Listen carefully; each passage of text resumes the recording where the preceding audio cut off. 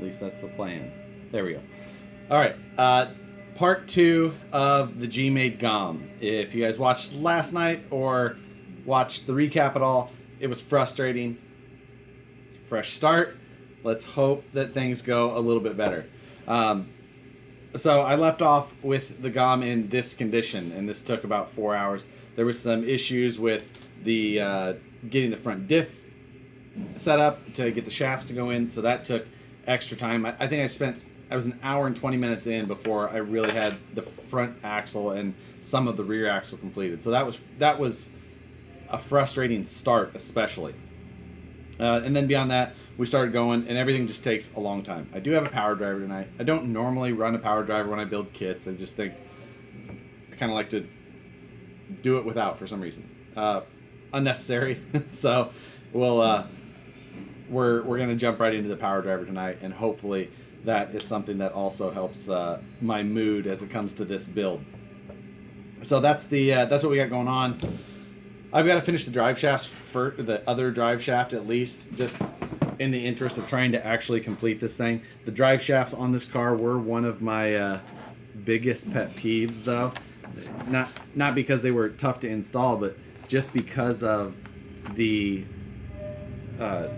fact that they use an E-clip to keep them together, and that's not going to work out. If you run these drive shafts are not going to last you. So if you buy this kit, you might as well buy some drive shafts, because having exposed E-clips on a drive shaft is a bad idea. So that's all I have to say about that. Which we all know isn't true. I'm going to say a lot about it. All night, probably.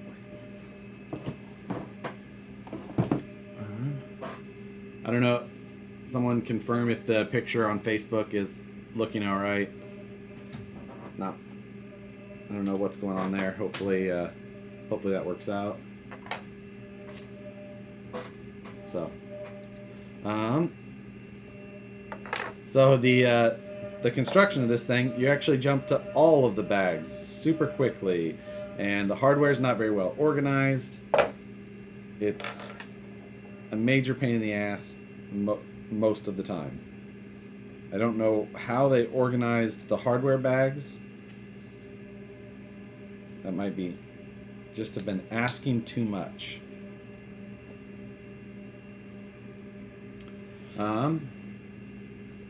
I don't know what's going on with the Facebook feed. Hopefully it clears up. There's not much I can do about the video quality. It seems to be working fine on YouTube.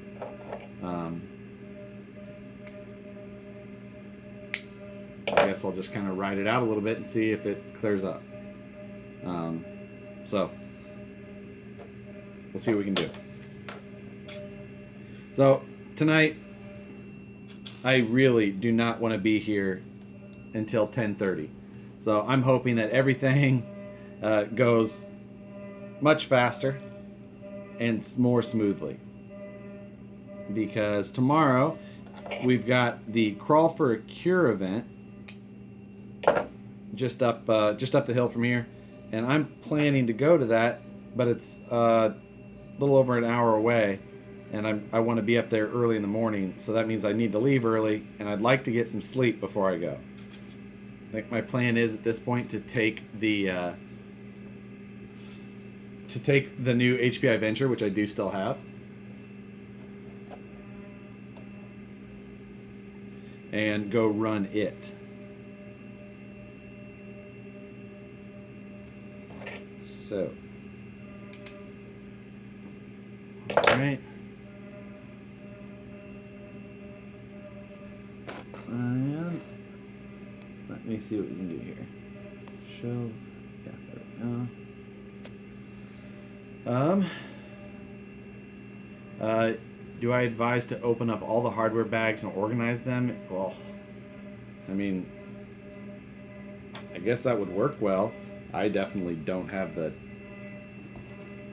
I don't have the patience to go through that exercise, though. Let's see, which way did it want us to install this drive shaft? On the front. Male side to the transmission.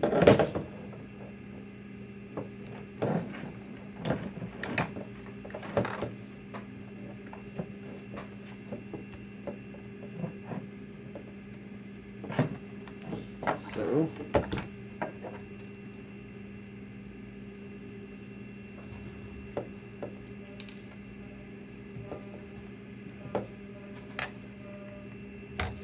the smell has gone away. For those of you guys who didn't see before, when this kit came out of the box, it smelled so bad.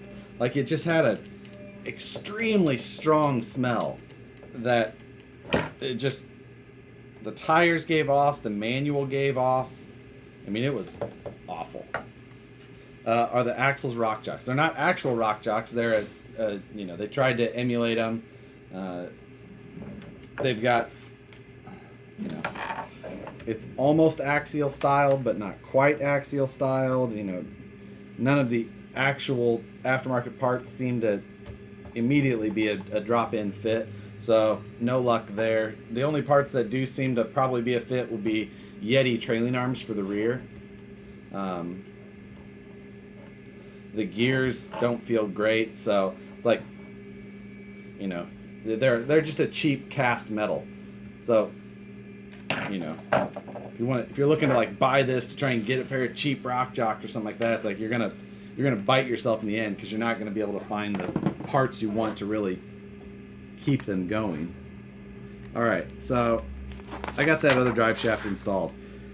Now it's the part that I was dreading last night. After all the work, and as frustrating it was, I got to the shocks, and I just didn't have it in me to build the shocks last night.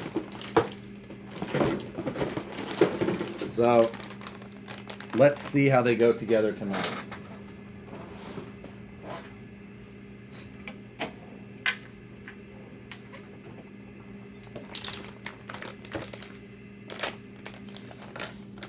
So the shocks that this car comes with look like the XD shocks that I've ran in the past.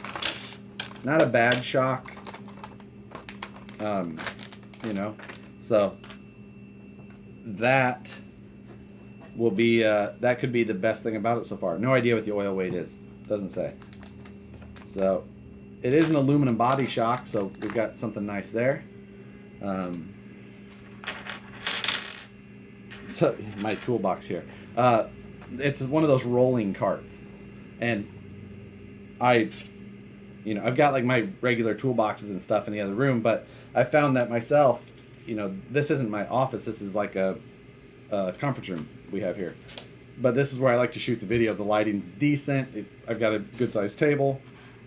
I don't have anything behind me to have to worry about showing or anything like that. So I always found myself trying to bring my tools in, take them out. And this toolbox, cheap rolling toolbox, was on sale one day, and I was just like, that would be perfect for what I need. So I picked it up. I think it was like on sale for $99, and they always have 20% off coupons. So I think $80 or something like that for that thing ready to go. It's hard to beat when it's just an RC toolbox.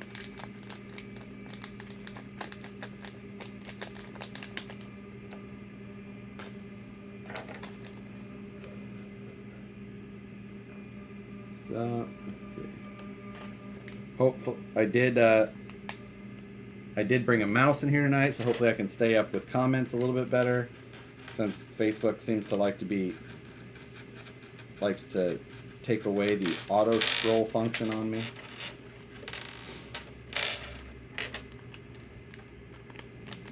Tell you what, if I don't see another E-clip for a couple of weeks after this, I'll be super happy.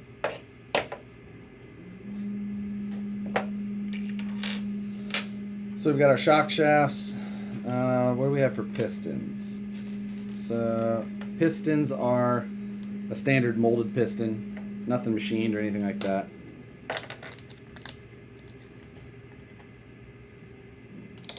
Comes with 2, 3, and 4 hole pistons. Let's see, what are we gonna do here? I'm just going to do 3 whole pistons, front and rear for now. This thing's got a lot of forward weight bias, but it's also got trailing arms, so we'll just start in the middle and see how that goes. Yeah. Get going.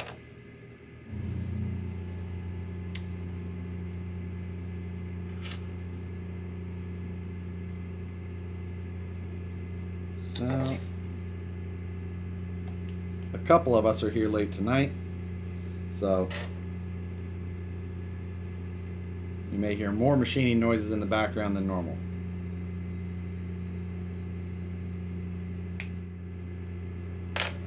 The pistons, for being a molded piston, actually feel pretty good.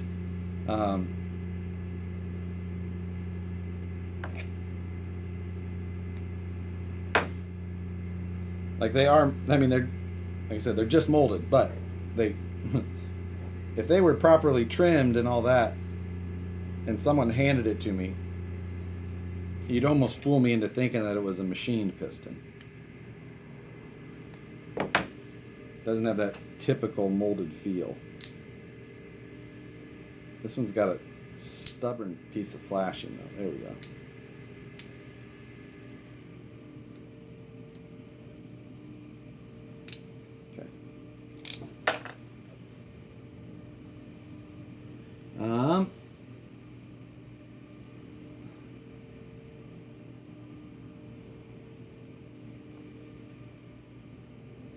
Let's see. At least it's not a total ripoff made in China because of access Seth. Yeah, there is a lot of trucks out that are, you know, they don't just take inspiration from, but also, you know, just pretty much use exact design parts and sizes and measurements and all that kind of stuff. But it's the industry that we're in, it seems.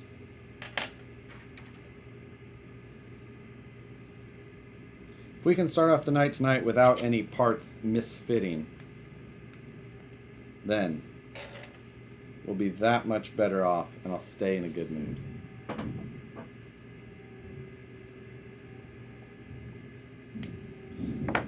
Thinking back at this point, the only parts that I've ever had a good opinion of from GMade has been their shocks.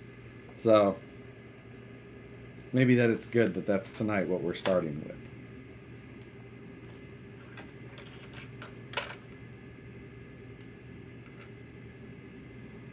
All right. Lower cartridges. It's a big lower cartridge on these shocks.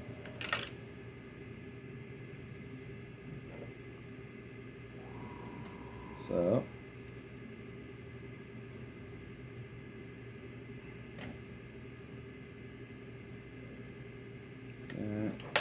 do I have,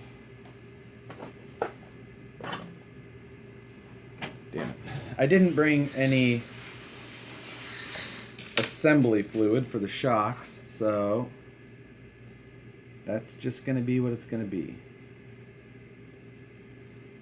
So it tries to tell me what spacer to use here for those, but like the parts trees on these shocks, or on this entire kit, none of the parts trees have any numbers. You know, they're completely unnumbered.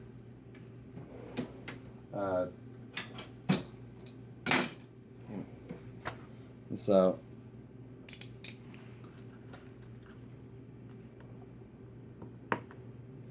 it'll call out a number on the instruction manual, but you have no way to reference it. You're on your own.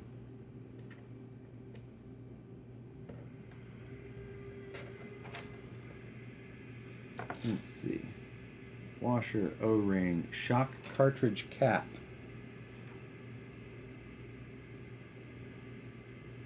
Guessing that's this thing. Yeah. So, is this 8-bit live? Man, no idea what's happening with the quality on the video feed over there. It doesn't seem to be happening on the other side.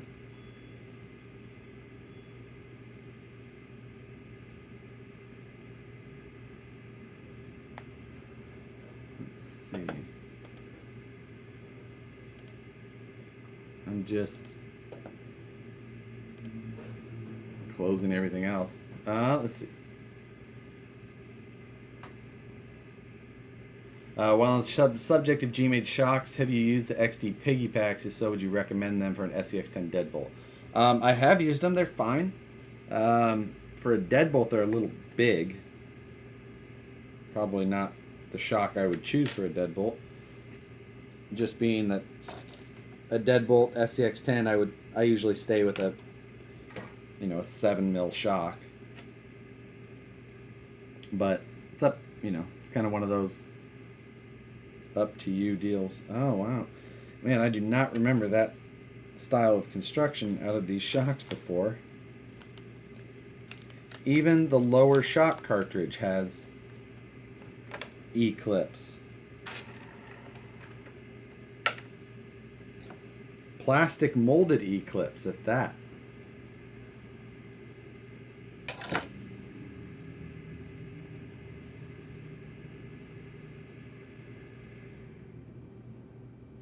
It's been a long time since I've used their...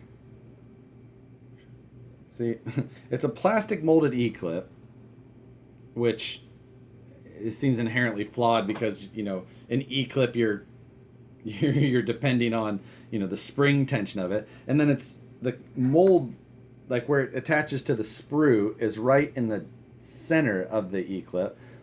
So if you're not careful when you tear it off, like I wasn't, you end up getting halfway into the material there just because of how it breaks off. And then it wants to work like an E-clip even less. At this point, I just...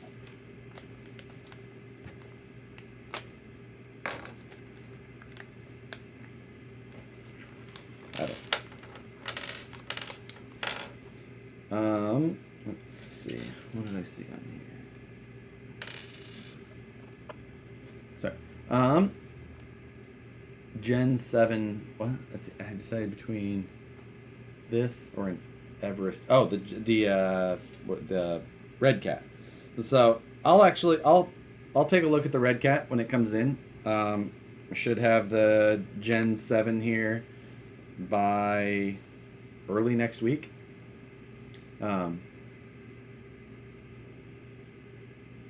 So we'll see. I tell you what, I have not looked at a Red Cat product in quite a while, so we'll see. The one thing is that we know a lot of parts are going to fit it.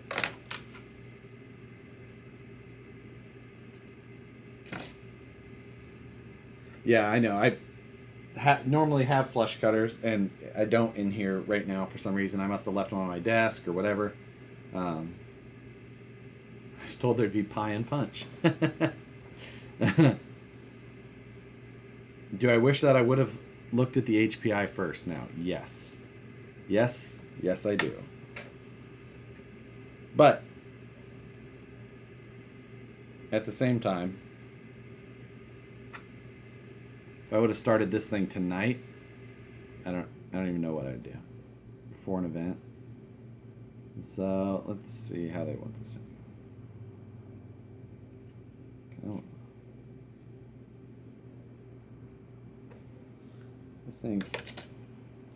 This thing does have a small molded shock tool right on the parts tree, which is kind of nice. Oh God, these are I want you to bottom fill these.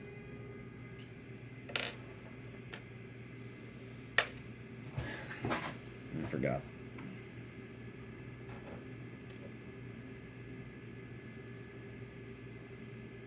So this has that. These shocks do not have a bladder, so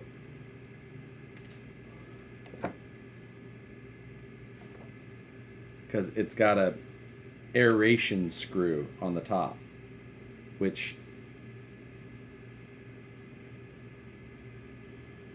you know, let's,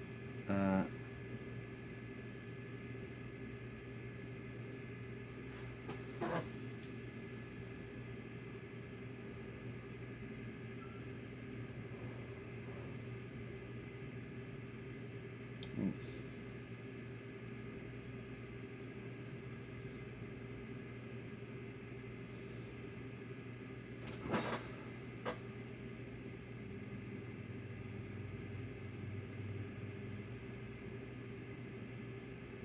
oh man. So let's see what this looks like.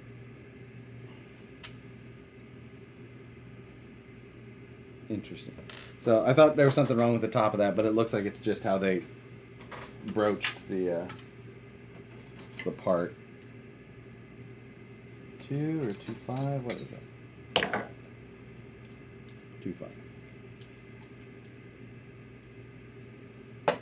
So again, no shock bladder. You just...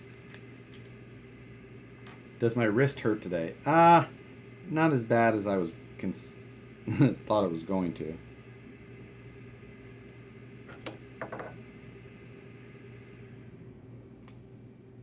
Evidently, it's strong enough. Kidding me here?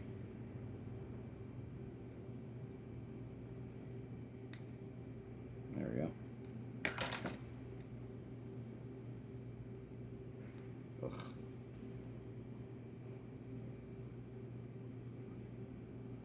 And the shock cartridge on this thing is so large that I don't want to overfill this thing too much to start with.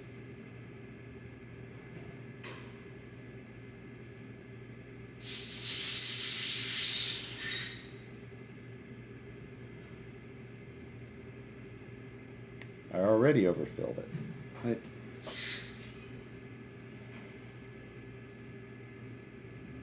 It's a good thing it's an aeration shock. Not really.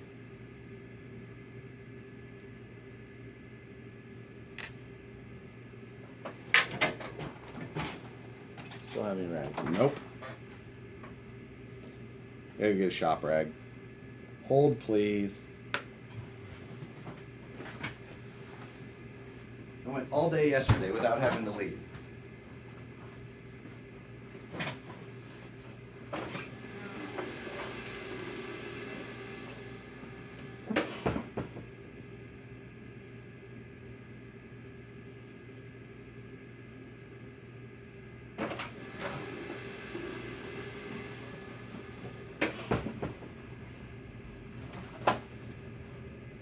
All right.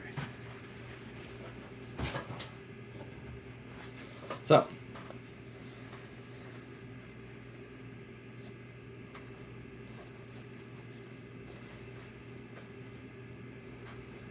all right, one done.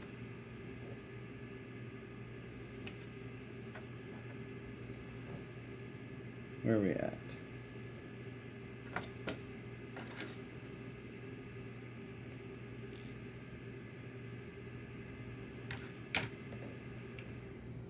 We'll just assembly line this thing and try and get these things done. Nope.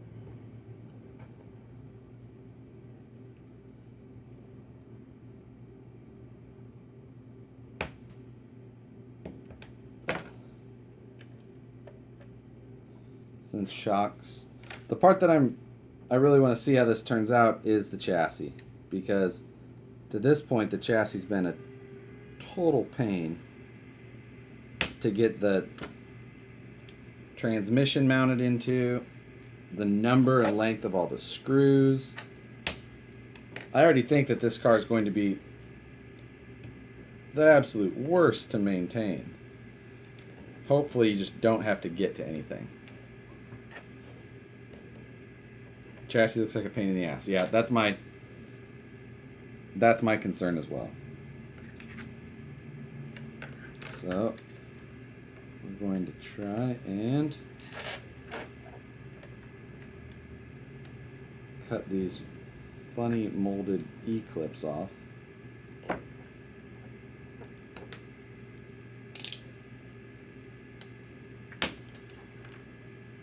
And one shock did not take me 24 minutes. I also did the front drive shaft and installed it first. Okay. Just that. Let's see.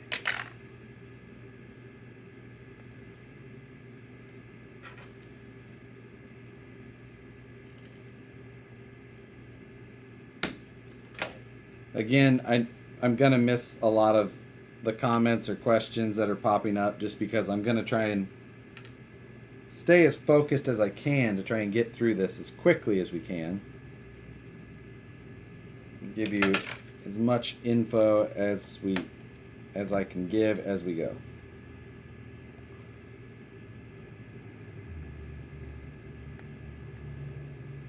Let's see. What are some things I like about the GOM? I'll let you know when I find one. No, in all seriousness, there is... I mean, I like the idea of it, and, you know, the fact that they tried to do a 2-speed and dig because people like those things. I'm afraid that with how they tried to do it, it's actually going to cause more issues than it really adds features. I really think that they should have went the more simplified route at first.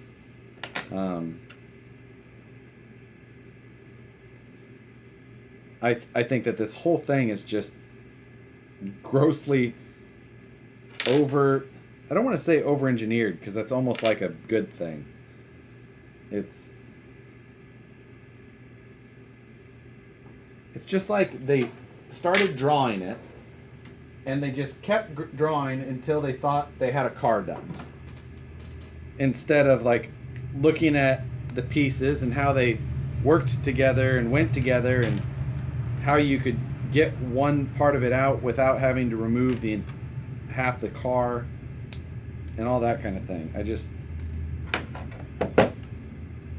I really had overly high hopes for this car, which is not typical for me with a GMade.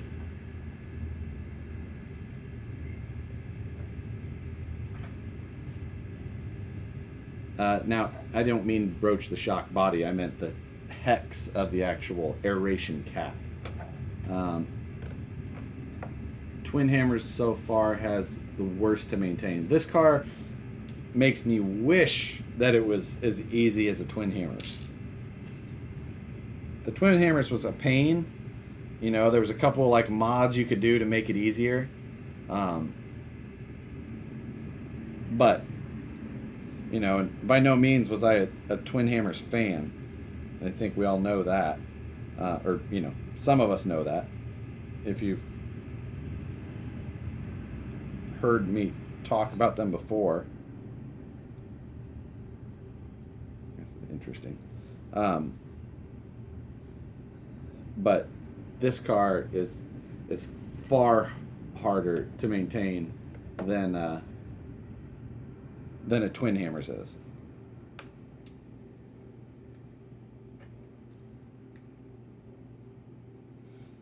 My biggest complaint about the Twin Hammers was the quality of the hardware they used and how soft it was. And then I had been told by Horizon that they maybe had upgraded the hardware later. I had got a very first batch. I pre-ordered one, waited for it to show up, got it, and then the screws in that thing were so soft.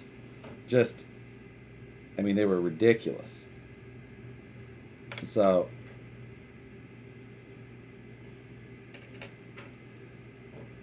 that was my biggest complaint about that part of it, at least.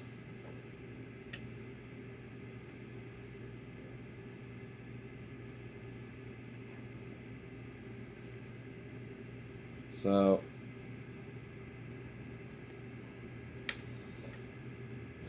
about done with all 3 shock cartridges. Shock cap, or the other, we already did the one. The last 3 are here. We'll fill the bodies. Get them. Oops. O-rings definitely don't fit snugly in the body either. Or in the cap, I should say.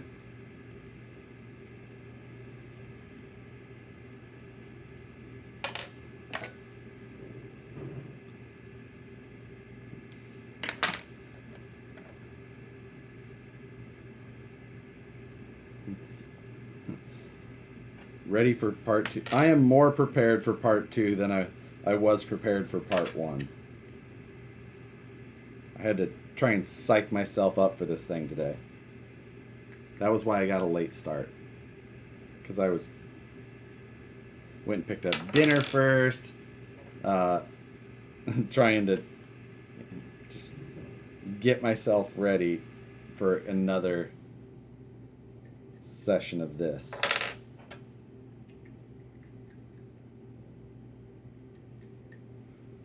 Okay. Put shock pistons in. I'm really concerned about these shocks, that lower cartridge staying assembled with that plastic E-clip.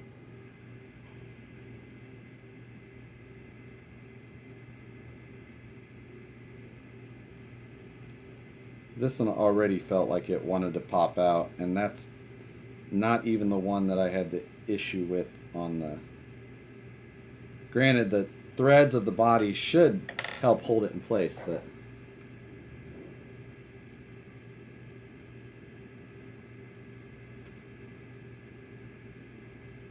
I'm not going to spend a ton of time bleeding these shocks or anything, because, again, they're just an aeration shock. There's no bladder. They're going to...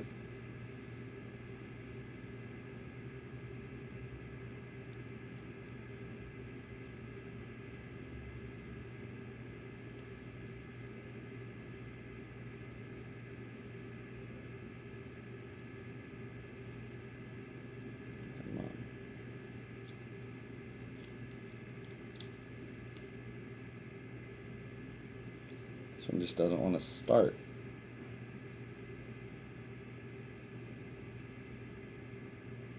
There we go.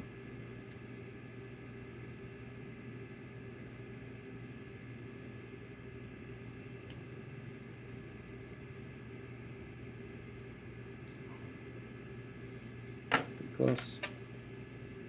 Let's see.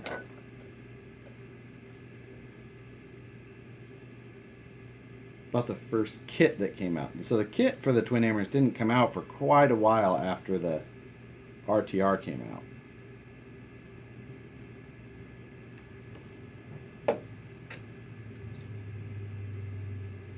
We're still talking about the twin hammers on that subject.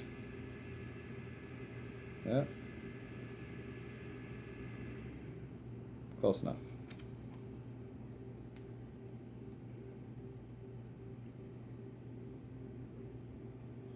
These also have a big rubber bump stop that goes at the bottom of this shock assembly.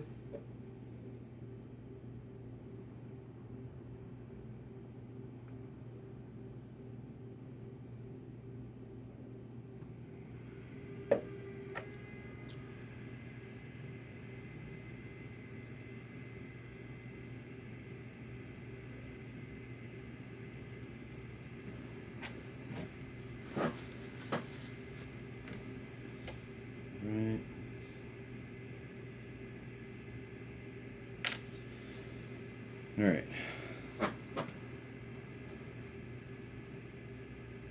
So now we've got the bump stops, shot rod ends.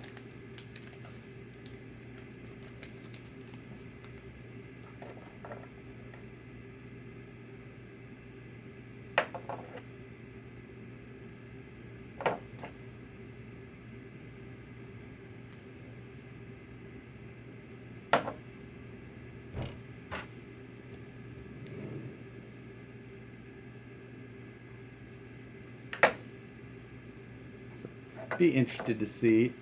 I have the zeros on 2 rig. Haven't had an issue yet. Had 2 Matzilla rigs to build the same time. The zero. Yeah, I remember the zeros. I never cared for the zeros as much. I ran those on a. What did I run those on? Like a Tamiya high lift, way back when. That was the last time I think I used the zeros.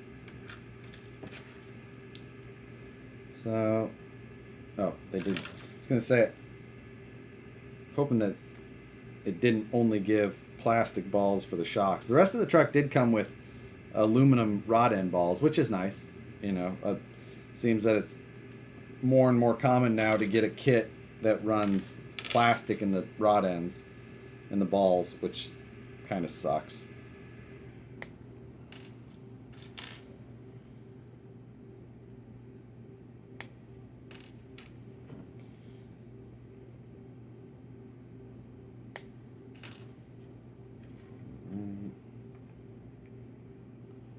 And what do we have to do for the tops of these shocks? Do we have a... Okay, they use a standard set.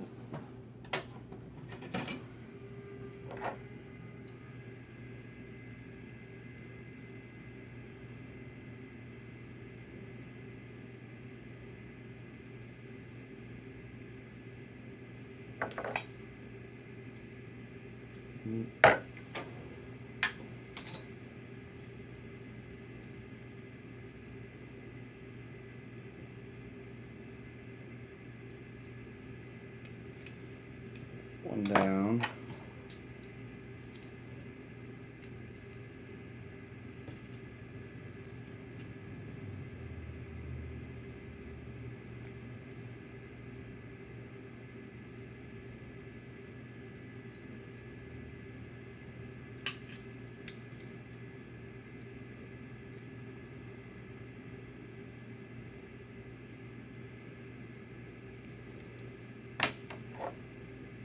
Trying to think of what tedious parts I have left after the shocks.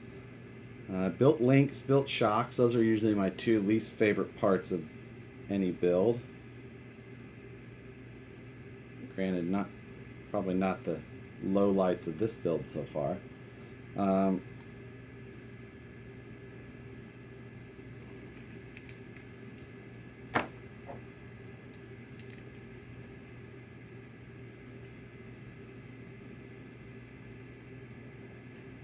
GMade Komodo dopest truck ever. I would strongly disagree with you, my friend.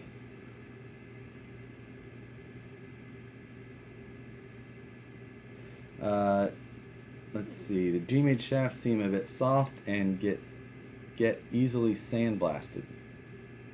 You mean for the shock shafts, maybe? Do you think the mystery boxes are worth it? I don't know. It depends. If you're just looking for a fun time, get a mystery box and open it up, see what's in it. Sure, but that's a whole different story usually.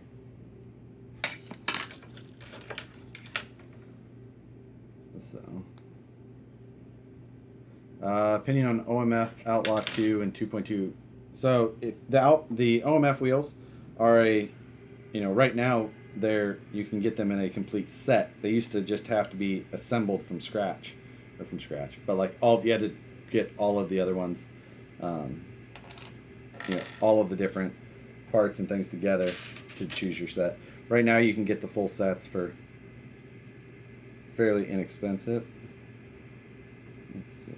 So I've got 2 springs here with white markings on them, and I've got 2 springs with no discernible markings at all. Maybe this one had a hint of white still. Maybe they're all the same. I don't know. I would have thought, being that this was a trailing arm car, that it would have had a stiffer spring for the rear, but I'm not seeing anywhere where it denotes a stiffer spring, and these springs are light. man. I think the rear of this car is going to be insanely sloppy. Being that this car uses trailing arms, has no sway bar, and has really, really light springs. For a 2.2 car this size. I mean, I'm spinning all the preload down and basically super heavy front end because the motor, everything else is up there, and then nothing for spring rate.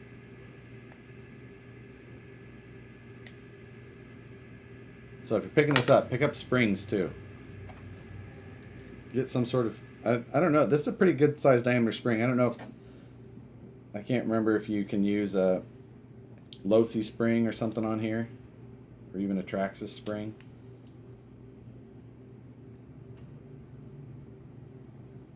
But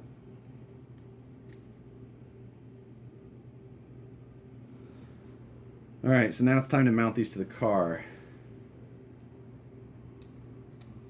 I'm sure you can find pictures of the OMF wheels on a Wraith. That should be an easy search to find.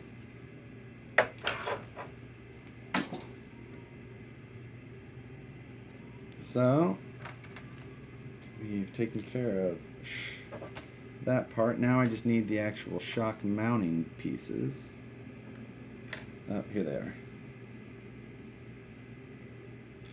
are. Which motor did I use for this? So, the motor that I planned on using for this, I didn't have here. The plan was to use a Rock 412, Tekin Rock 412, and then possibly an RX4. But after looking at it yesterday, because I do have the very front of the cage on already, I don't know that there's room to put an RX4 where they want you to put a ESC. I don't know what I don't know that there's room for anything but like a regular brushed motor. I don't think a Mamba Max Pro will fit there, or BRXL, the new Mamba X. I'd be like possibly, because it's not as tall maybe, but I just don't know what they were. There's not a lot of room. Now, if we relocate it somewhere, there's obviously that option. Let's see. B44 springs seem to work. Yes. Not done yet. No, I didn't start until just a little bit ago, Dan. Your captain's slow. Don't start with me. So, and spacers, shock mounts, spacer. No idea what spacer they're calling out. No spacers there. Here's some sort of spacer from the axle housing tree, maybe. I don't know. Again, no numbers on anything. Now, M3 by 20 socket head.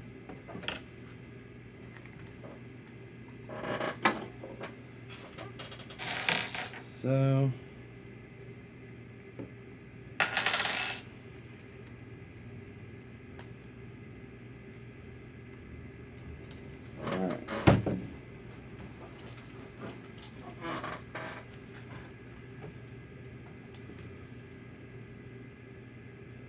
so M3 by 20 is the screw size.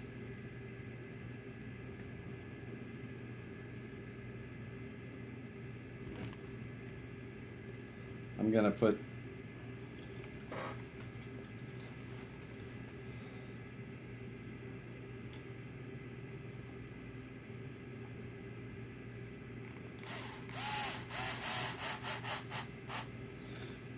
for anybody wondering, I'm using the Ryobi Tech 4, whatever, but it's the old one with the slipper clutch.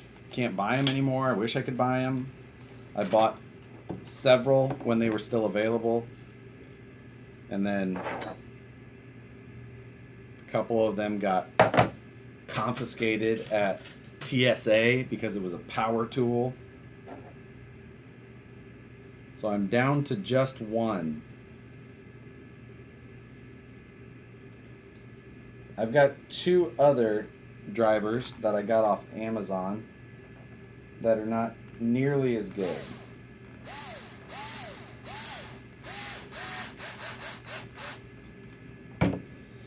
Right.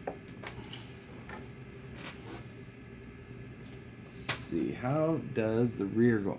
Rear uses a lock nut. M3x18 with a lock nut. Again, more crappy hardware sizes. If you're using it, she's using M3x20. Keep them M3x20s. Make them all the same. The number of hardware sizes all over the map on this car is ridiculous.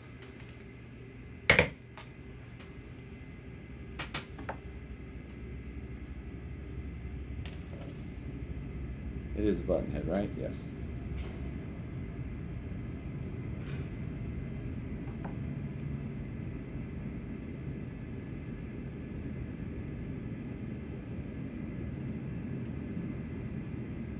Again, I'm not even sure if I'm using the right spacer since it wasn't numbered. Which I'm guessing at this point I'm not, because, well, no, I am. Is this the right? And it's the right hardware size. There's just no engagement on that thread.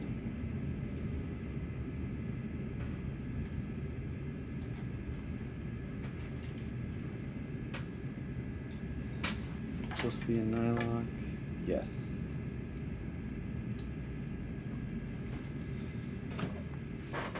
When am I going to get in the Venture? As soon as I'm done with this car. Pretty good guess.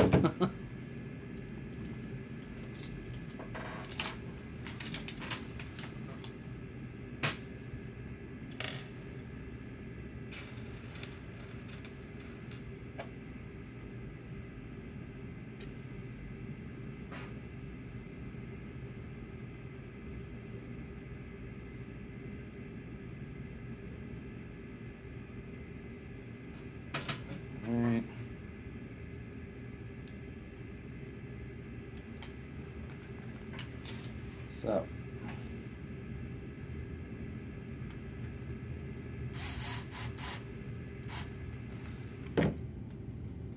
So my plan earlier was to go right to, a set of our wheels and put our trailing arms on it and all that, especially since they would bolt right up. But at this point, I don't know that I even want to put a pair of our wheels on it. I just want to see how their stuff goes together and move on with this car.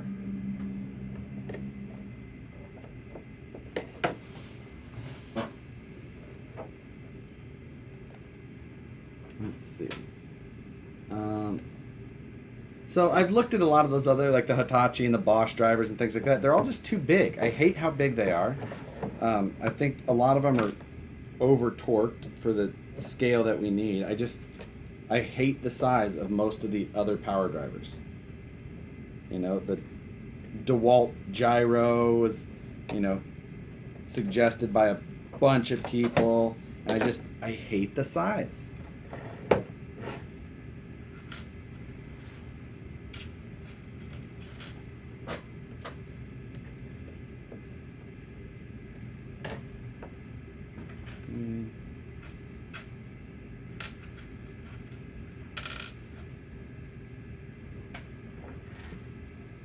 No, I'm not going to. That's one of my.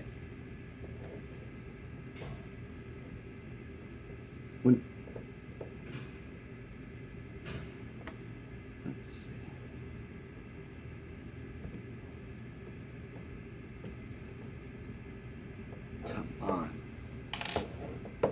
It's like there's plastics are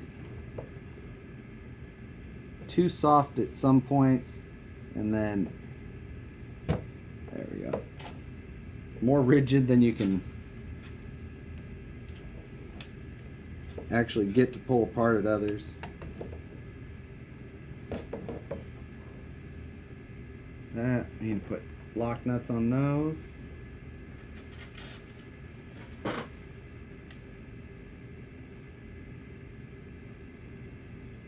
I've noticed that half of my plier sets have gone missing. My one pair of pliers that I like is that the bent needle nose set, which is great for getting into spots like this shock screw, this lower shock screw.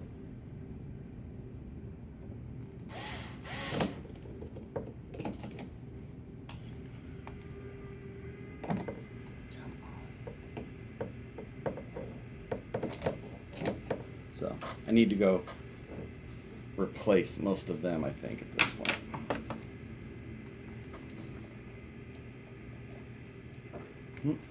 Other one.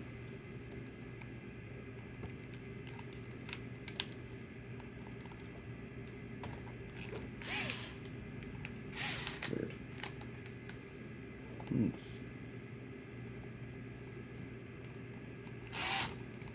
Okay.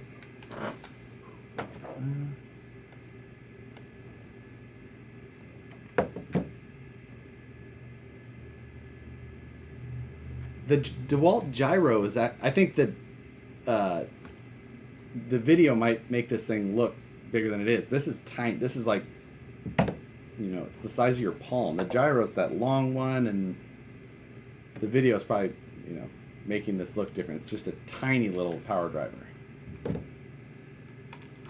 Uses one little 4-volt pack that slides in the end. It's only, you know, tiny.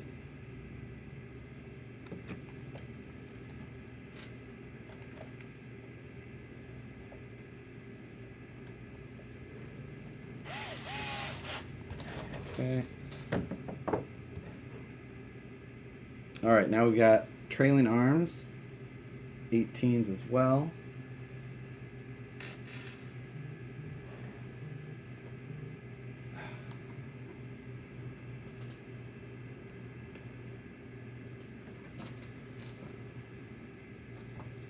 Let's see.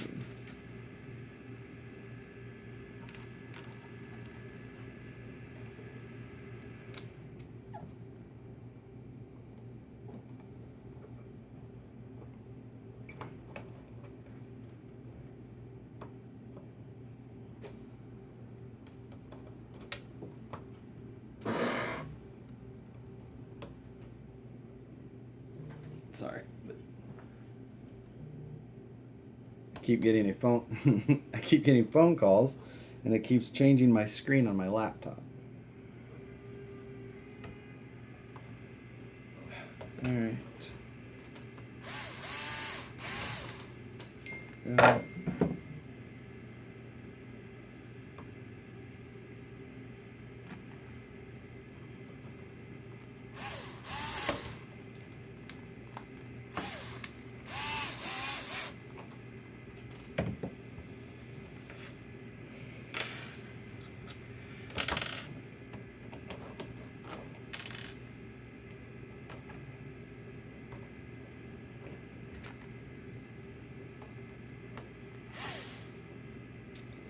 No. That one is too long too.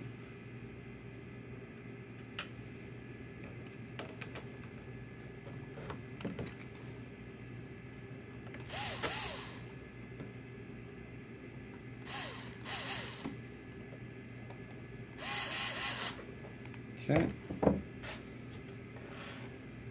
So, finally sitting there. The one thing that I didn't do, how much for a kit? This kit I think retails for $339. So, man, it's got a lot of belly to it. That ride height is really tall. Especially for how soft these springs are. If I ran these springs without any preload, this thing is going to torque twist like no other.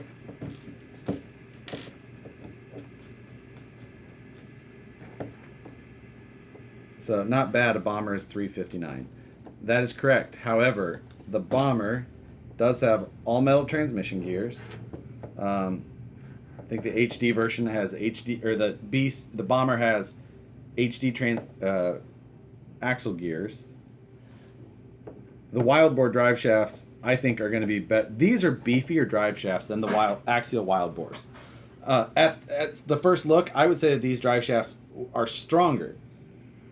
Actually, I bet that these drive shafts are stronger. However, with this stupid exposed E-clips, if you take this thing in the rocks, you're going to knock those E-clips off, and you're going to lose those drive shaft parts. So, if you never want to take this thing off road, these drive shafts are probably some of, they're going to be strong. But what is the point of that? If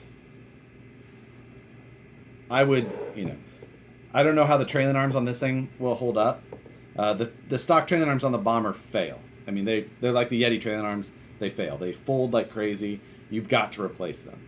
So you're going to replace trailing arms on that. You're probably going to replace trailing arms on this. At the same time, though, maybe not, because I don't know that this thing could hold up to the power that like a Bomber can. This thing, you're going to be limited to a 540 motor in this car. There's just physically no more space up front without doing a bunch of trimming to get anything bigger than a 540 in. This is a stubby motor in here. This is a 1406 Castle slate motor. But a Bomber, I run a 550, a Pro 4 HD, which is like a fantastic motor in that Bomber. It's tons of power. I absolutely love it. In this size car, that's probably what I would want to run ideally, but this car I do not think would hold up to that kind of power. And I won't be able to tell because you can't fit it anyway. So,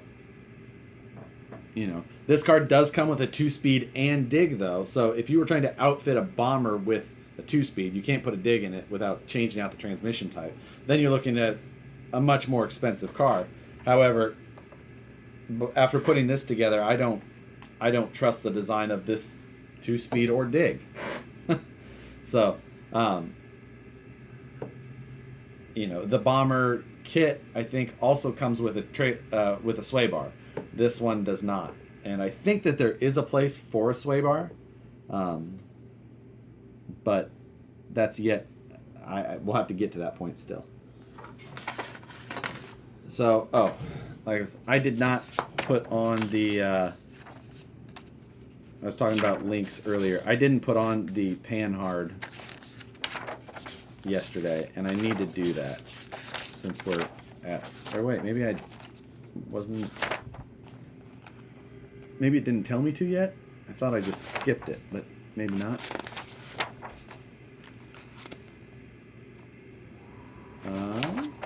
Okay, yeah, maybe not. I thought I was doing it out of order. I am not. So, yeah, all right. Now we're supposed to do the tie rod and drag.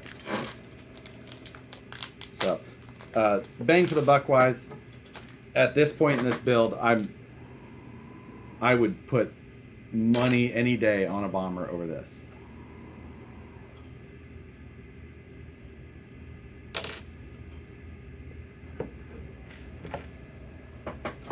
So, what did I miss over here?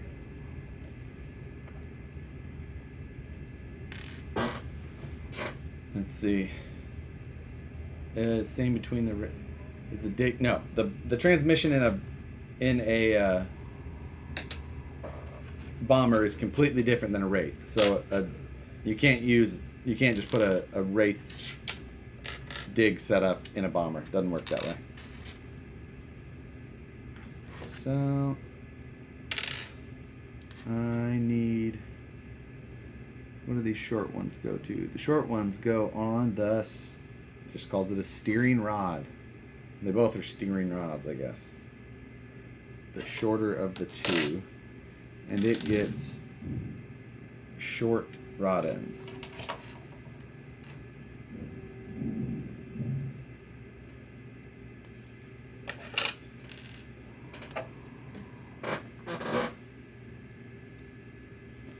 Let's see. Bomber kit or RTR bomber? Now that is a much better question. Let's spend the whole time talking about a bomber instead. Always the kit. If you want to then spend a bunch of extra money getting electronics. Sometimes you just want to buy, you only have a certain amount of budget, and you can only at that point then get either the RTR, because you don't have the rest of the investment to put into something like the kit. So if you do have the, what's that? Okay. If you do have the extra money, I would say always get the kit.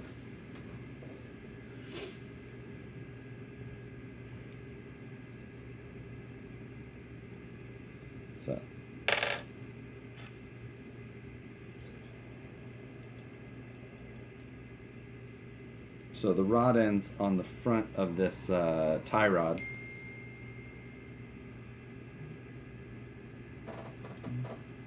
Yes.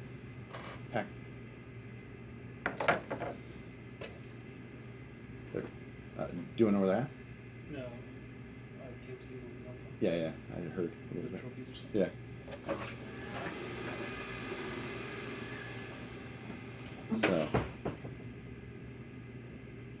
So just assembling by 150. Yeah, this seems like a really long tie rod. So if you look at this, this is the tie rod that it has. Now you have an incredibly long bent rod end, and I see that being a weak point. Their rod ends don't feel super sturdy. They're not terrible, but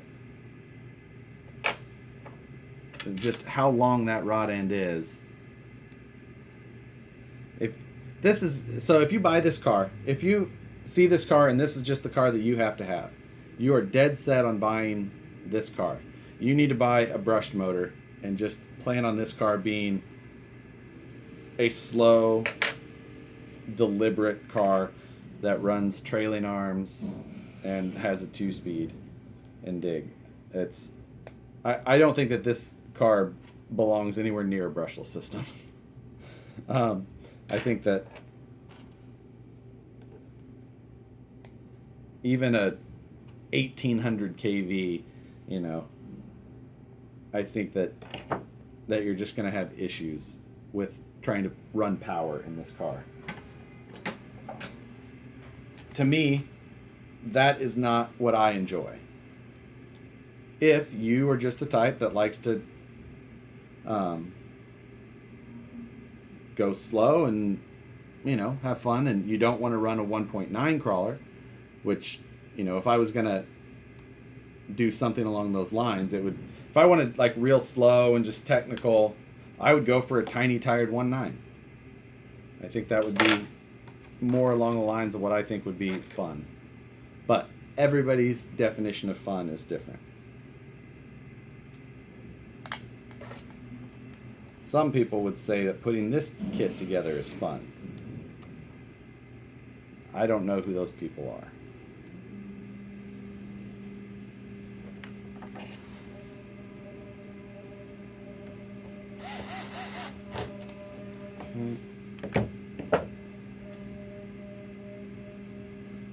Then on this side, 18. Another 18.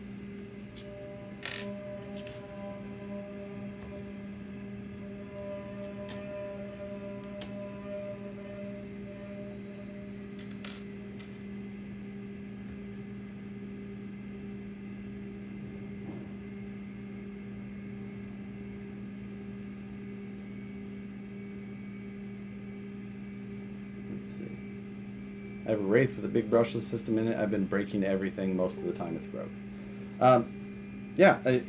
It's... So here's the thing. when the Wraith came out, there was not many of us running brushless systems and crawlers. You know, as time went on, actually, I got my Wraith and immediately, actually, I think I put a brushless system in it, but it was a sensorless brushless system, and sensorless brushless systems in race is awful. But you know, you have an SCX10 size drive train, or you know, which was originally an AX10, which was a 2.2, but it was a crawler. So you're talking about something way different. And we started putting brushless systems in it, and kind of made that, you know, the norm. And then you do run into drive lane things, but that's when, you know, that the Wraith was always my absolute favorite car. I loved the Wraith. I thought it was just the most fun I had, you know, you could have with a, you know, 2.2 size 4-wheel drive, trying to do that type of thing. But it did take a lot of beefing up, and Axial did see what we were all doing with the Wraith.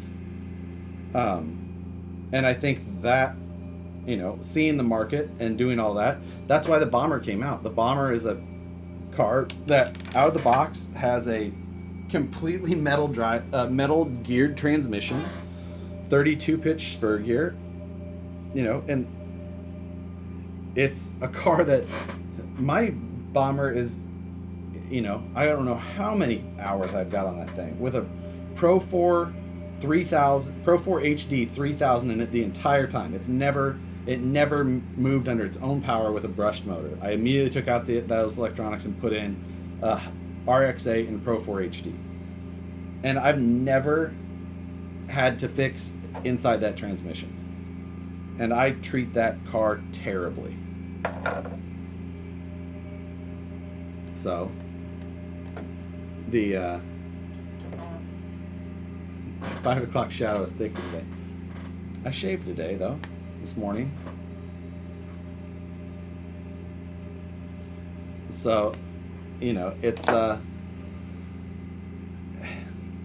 think that the Bomber is a great, like I said, the Wraith was my favorite car. I had the most fun with that thing.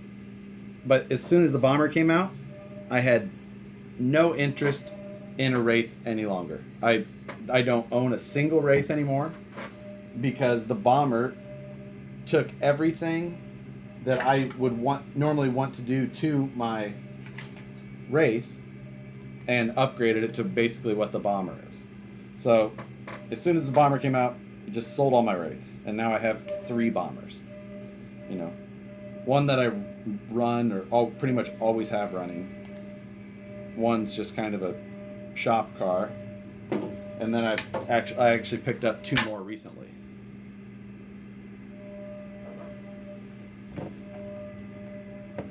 So what do I need for the Panhard?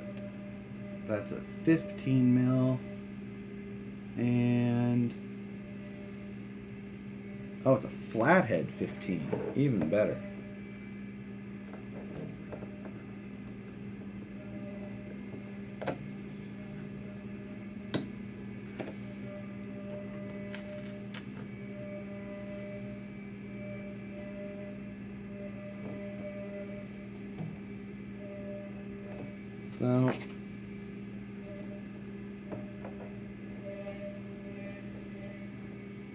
So, you know, looking at this car, trying to kind of figure out what they were doing or why they built it the way they did.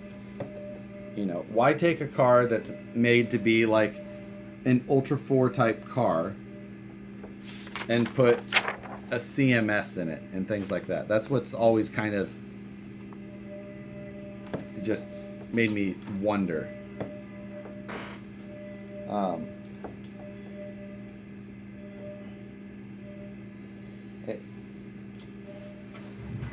I mean, they're still, I guess they're just trying to check those boxes that people wanted in a 1.9, and they're trying to do it with a 2.2. Even though it's an Ultra 4 style car. There we go.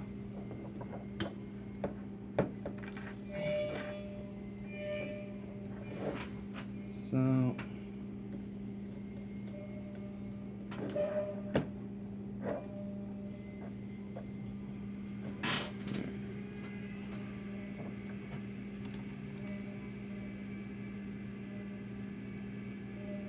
chassis looks like something from Star Wars. I think being unfinished like it is, it kind of sure.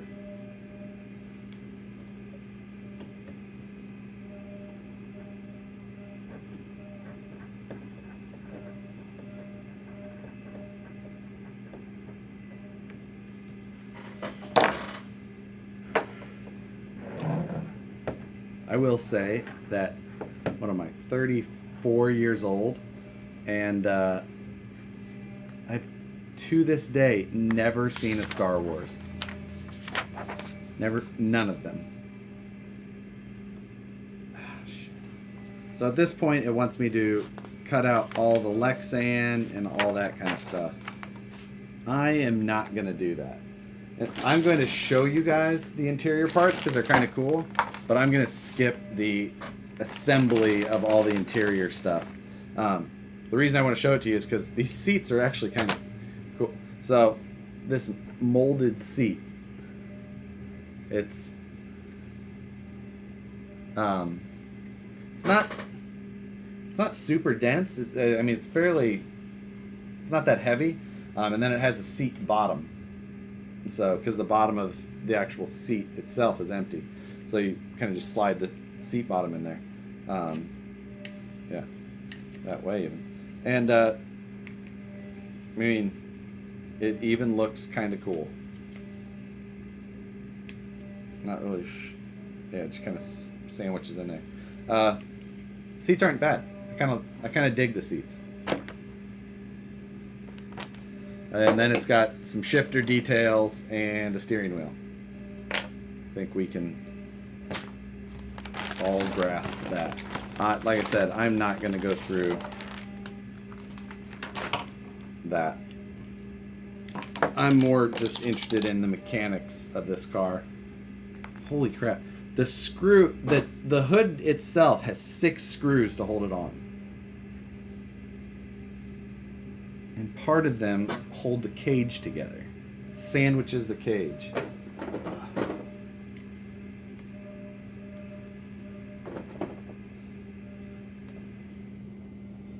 So it's not even just like a simple deal you can get to the body panels.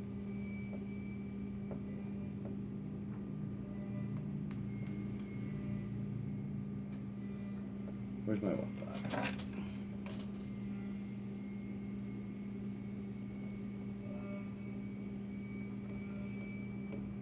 Ejectocito, cuz. Yes. So, I think I just saw a question. What did that question say? What crawler would you buy out of all of them?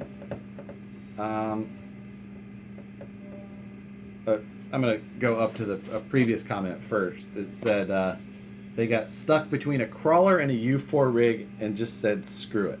And that is right along the lines of how I feel. This is not going to be a good U4 rig. I would bet that. And the crawler itself, it could be a decent crawler, slow crawler. You know, just because it's got big tires and, you know, the trailing arms aren't going to necessarily, it's going to have a lot of flex in the rear, which if you're looking for crazy flex, good for you, that this will have it probably until you put a sway bar on it. But at the same time, it's I don't know. I just don't feel like it's going to do either of them well.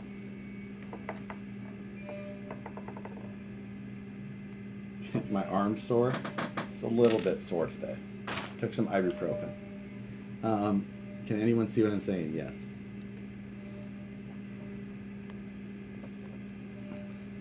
So yeah, I do think that this thing is going to have quite a high stance. So it says to put on this side first.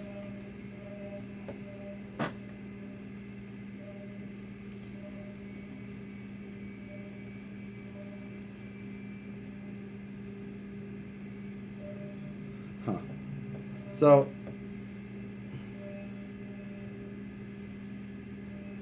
we're going to start putting this together. If you've installed...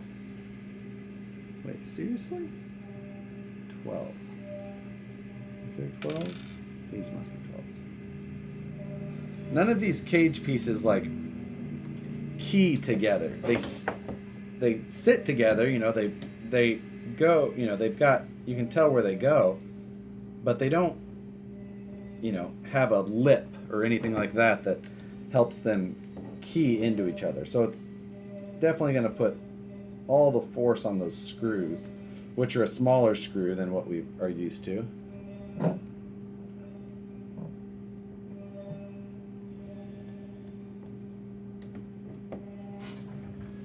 Let's see, all of these are 12 mil. Okay.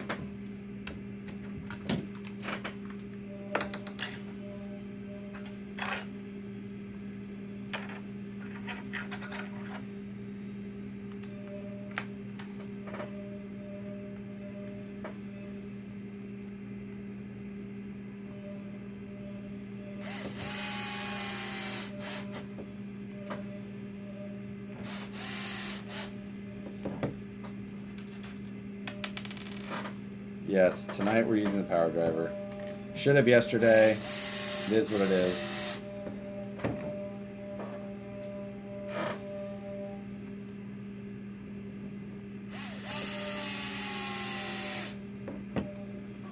Putting this cage together without a power driver definitely would have been a nightmare. What's that? So, now I need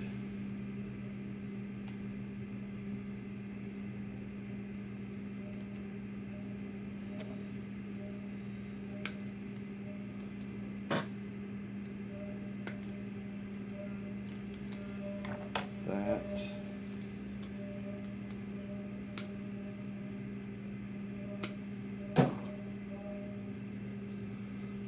I'll need that again. And I complained about the or commenter says, and he complained about the bomber cage. Yeah. Not bad at all in comparison. Or the bomber cage is not bad at all. To clarify.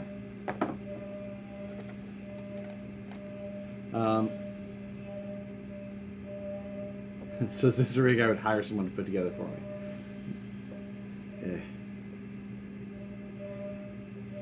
I don't know, because at that point I'd still own it.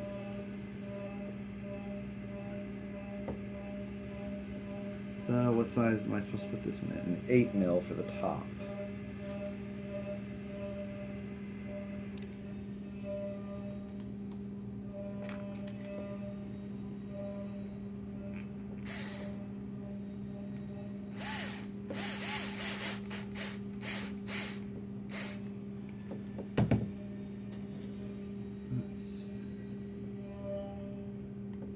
Oh, that's a 15 mil. There's just one random 15 millimeter long screw.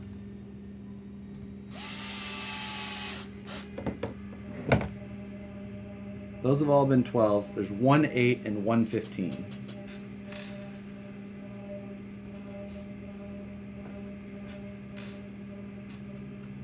I don't even see a 15. I don't know. Is it the... Yeah, it's this one. Which uses the other driver. It switches from 1.5 to 2 mil drivers on some of these side pieces.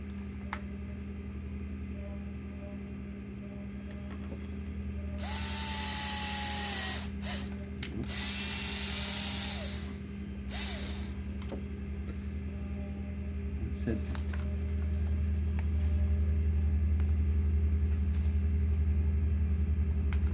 oh, that's why. Let's say it felt like it bottomed out, and it did.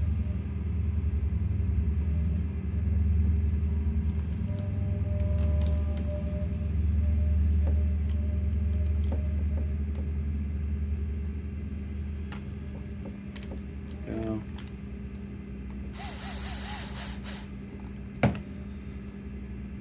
That thing. So then this goes down between, oh, no, it goes back there. What do I use there? 45 millimeter. Dang. That is one long 3 mil screw.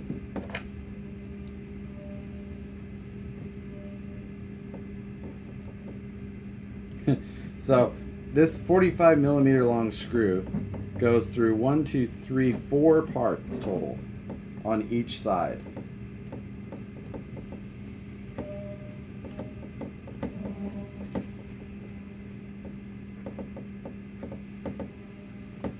Very interesting. Okay, but it's starting to look like something. We're getting close to the end of this manual.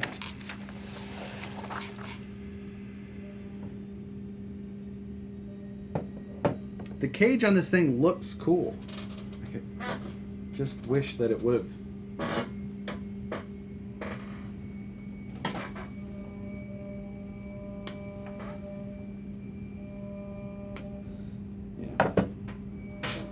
The cage on this thing is definitely what made me have such high hopes, because it's got such a cool look and so much potential with such a cool cage. So M3 by 15s for this.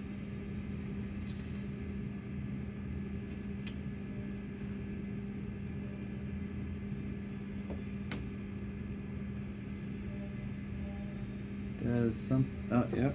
So this lip goes to the outside. So it's got basically a piece on the back that looks exactly like the Yeti sway bar swivel clamp things.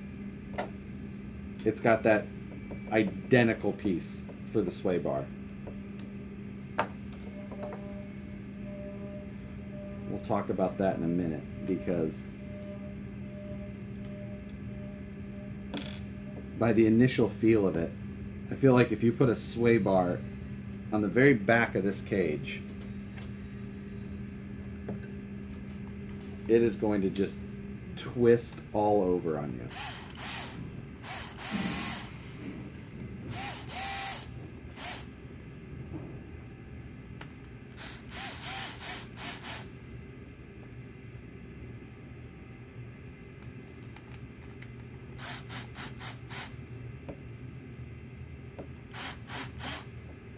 Okay, then back to a 2.5 millimeter.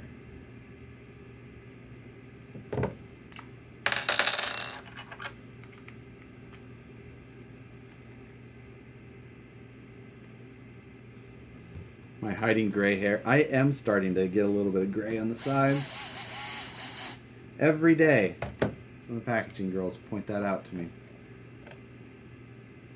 How do these axles compare to the aluminum VP ones? It looks like they copied the Vanquish Curry axle. They are very, very similar in a lot of ways, but they're not close enough to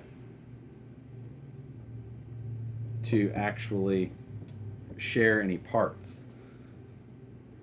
So, and the gears in this definitely don't feel great. So, now I did check link mounting positions and things like that, and it's close, but not the same. But it's close enough that I think you could do a full axle swap into this.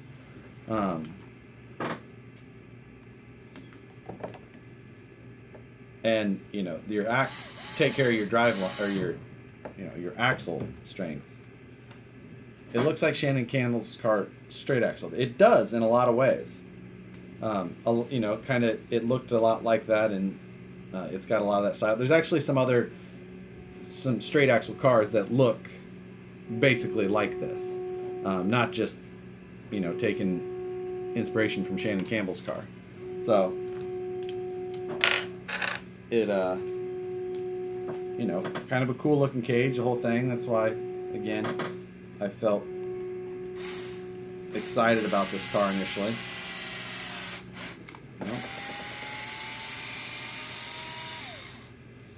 So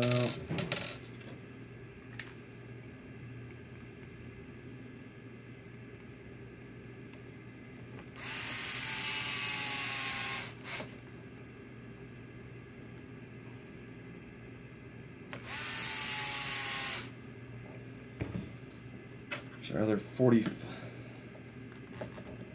This is the first RC kit I've ever seen with a 45 millimeter long M3 screw.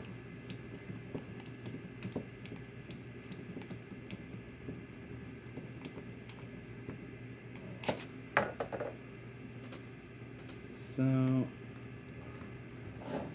now back to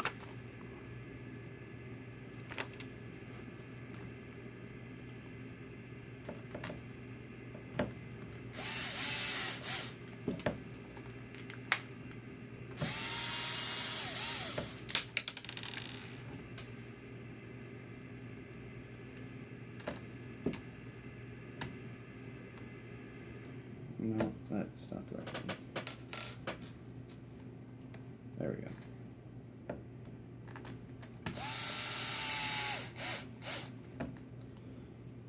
Right. I am getting close. You are correct. And that's good because I still have packing to do.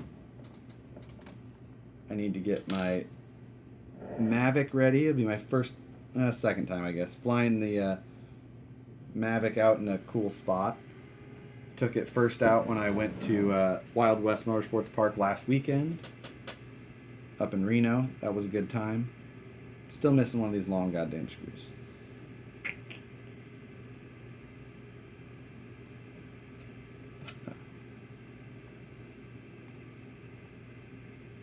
Nope.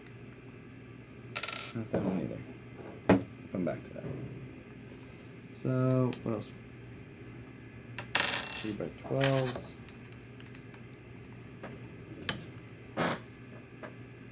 We're an hour and a half in, making much better progress.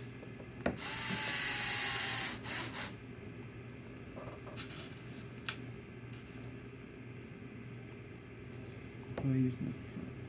12, both 12. Yep.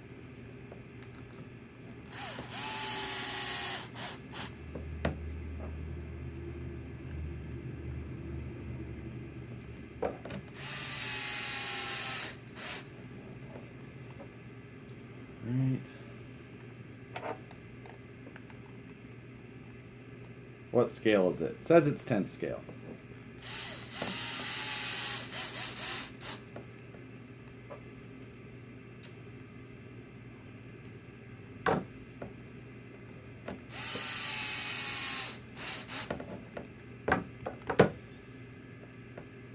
Okay.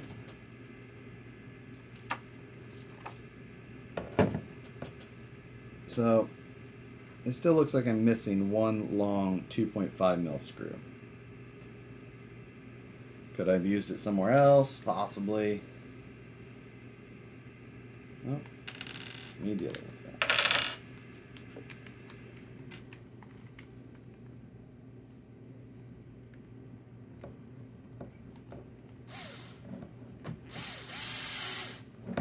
For all of you comedy fans out there today, I don't know if you saw that Ralphie May died today.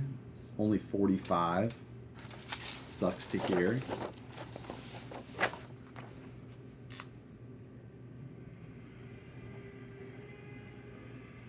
I love stand-up comedy. I listen to a ton of it.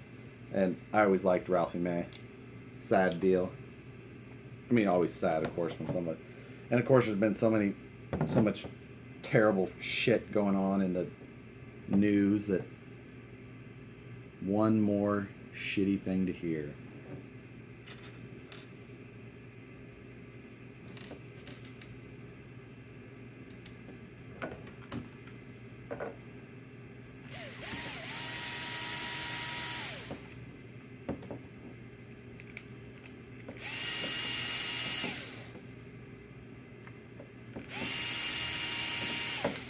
Kidding me?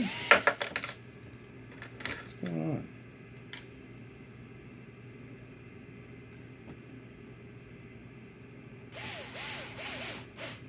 Okay. So this battery door, just for instance, and my gripes with the hardware. It uses 2.5 millimeter hardware to hold it in top and bottom. It's a 2.5 by 8 on top and a 2.5 on 10 on the bottom. The 2.5 by 8 on the top is a cap screw. The 2.5 by 10 on the bottom is a socket head screw. Just, that's the type of thing that you can tell that it's done by people who don't do what we do. They're not actually using these cars or building these cars for, you know, I've got to switch between a 2.0 driver and a 1.5 driver to do it.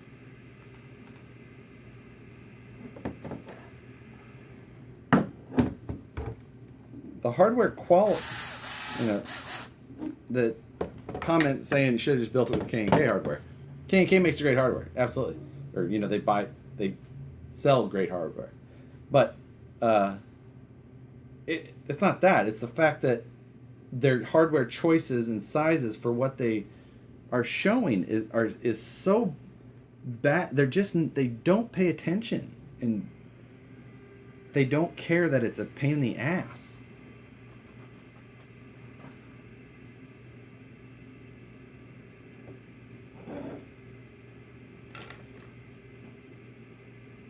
That is what truly pisses me off about this car.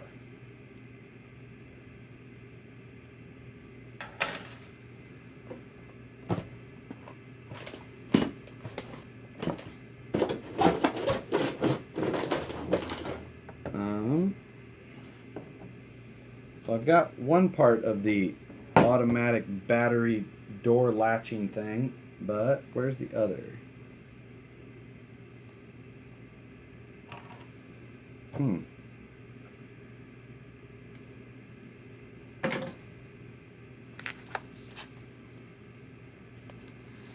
Yeah, cardiac arrest after they said that he'd been battling pneumonia for 6 weeks, but still performing. He performed last night in Vegas, and this morning they found,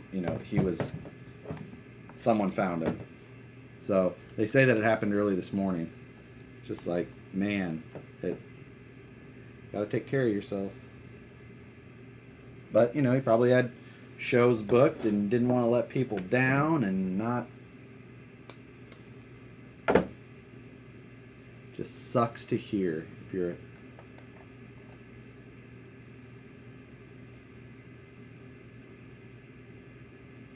Looks like I'm ready to throw it in the corner. I'll tell you what, I'm not as ready to throw it in the corner now as I was yesterday. That's mostly probably because I'm almost done, I think. And for that alone, I would smile.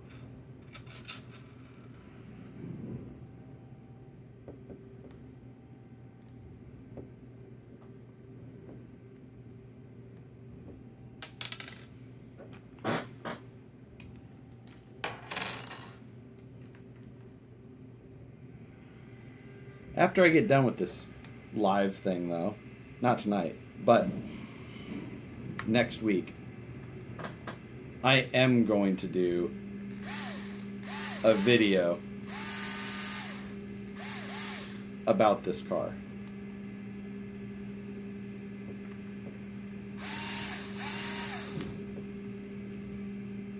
Just talking about all of the different parts about it. Fucking kidding me. 2.5 by, yeah, that's what I'm using. This thing feels like it was built for a 2 millimeter, not a 2.5, but that's what it says.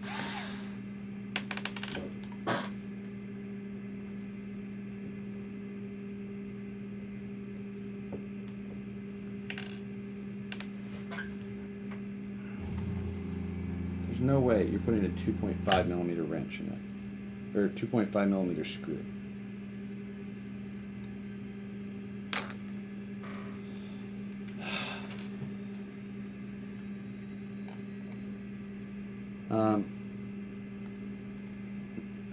I wish that I had a few beers before I started. I didn't. Instead, I had a cheeseburger with pepper jack and guacamole and bacon. Well, this is just stupid. They tell you to put a 2.5 millimeter screw in that. There's no way that you're fitting a 2.5. Or it's just mismolded.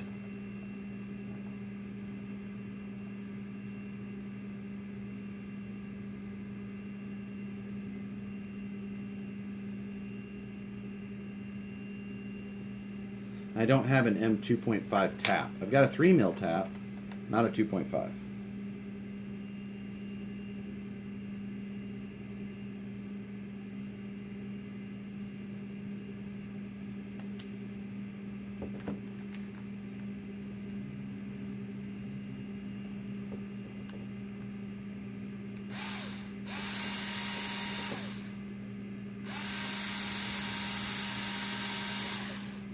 No.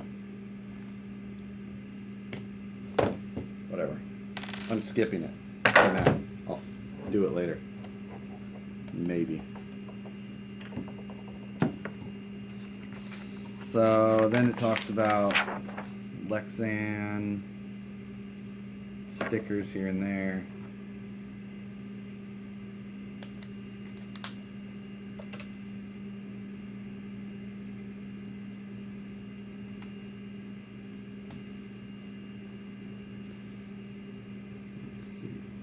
And 3x8s.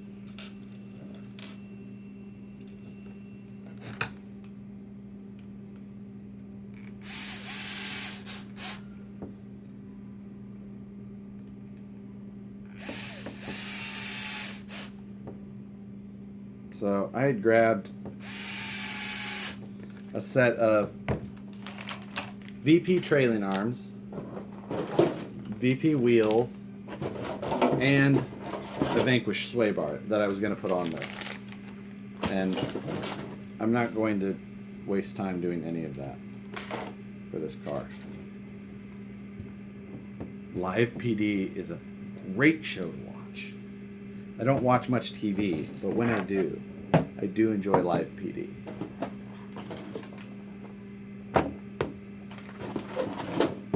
So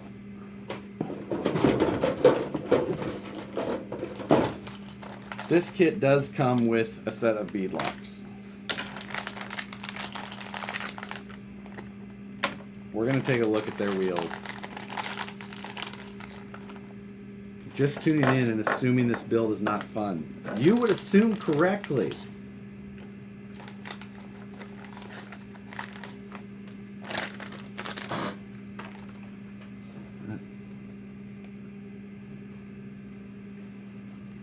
Let's see.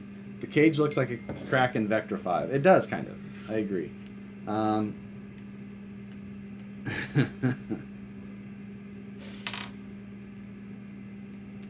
So. The wheels are a 3-piece clamping beadlock style, which you've probably seen before. The tires are big. I don't have a tape measure in here. These things are getting close to 6 inches tall. We're going to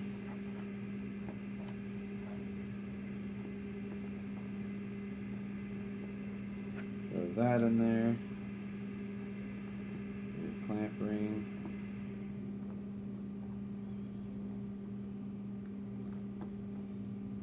So once we line them up, we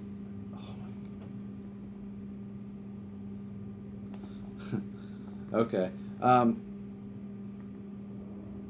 So these wheels, you actually have to use 1, 2, 3, 4, 8. So you use 8 nylock nuts on the back side with a screw on the front side.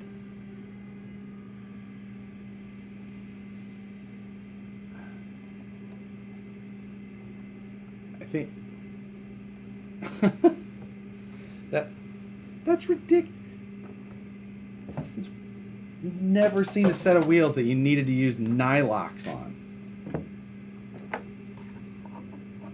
M2.5 by 15 screws with nylocks. M2.5 nylocks. There's so much extra hardware left over in this, which, you know, I skipped the interior.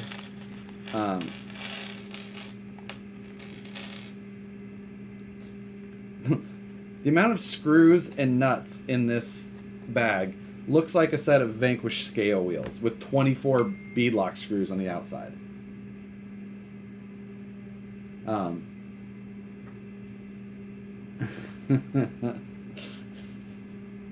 So, my wife hates it when I read her texts out loud that she sends when she's watching, but the one she just sent was listening to an RC build is literally a constant game of that's what she said. And I think that's funny. God damn it.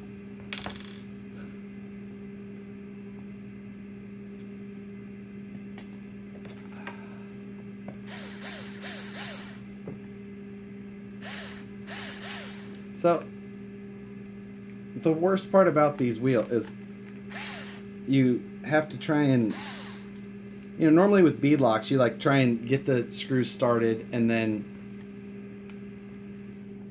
you know, slowly crank them down.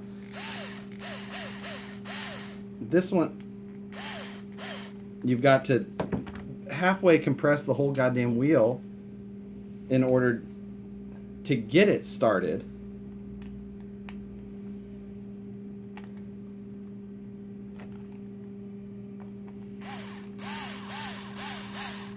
I should have just installed the Vanquish wheel. Because this is fucking retarded. And then I feel like I'm going to jab this power driver through my hand.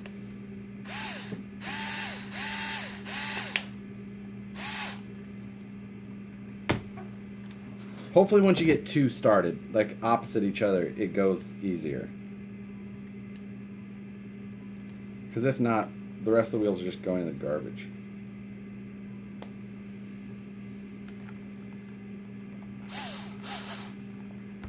It is easier. Still stupid, but easier.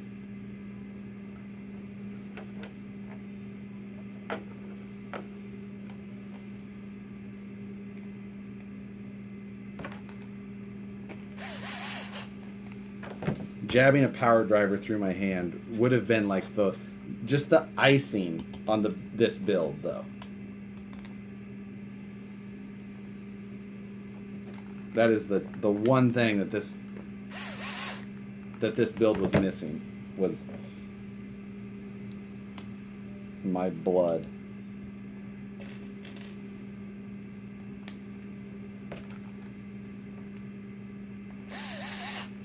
I shouldn't say that. I still have 3 wheels to go. It does have a very clear spot for a spare on the back of the chassis, but it does not include one.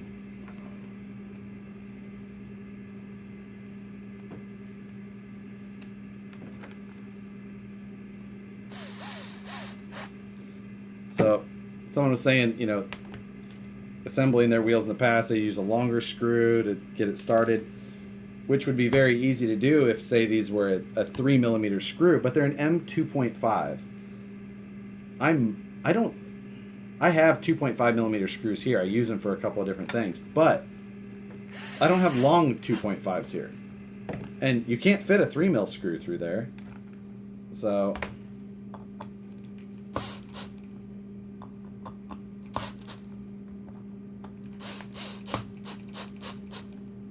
I maintain that this is a shitty design. I'm just going to put the clutch to 4 and crank them down.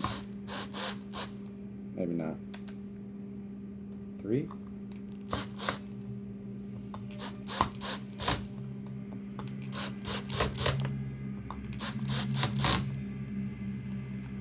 Don't care. Good enough.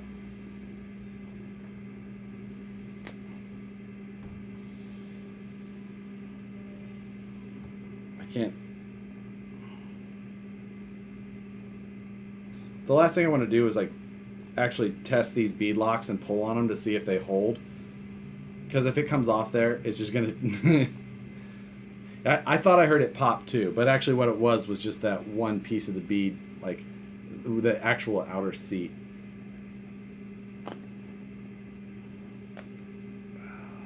I don't know. It's moving, I think. I don't know. I don't want to find out.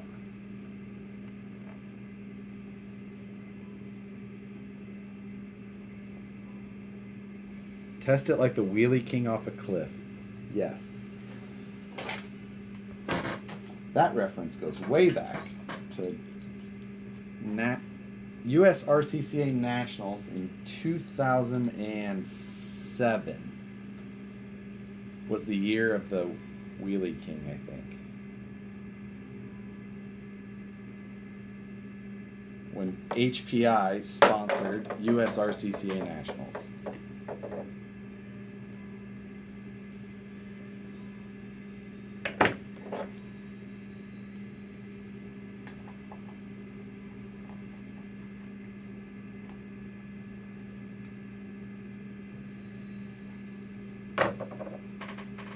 Getting close.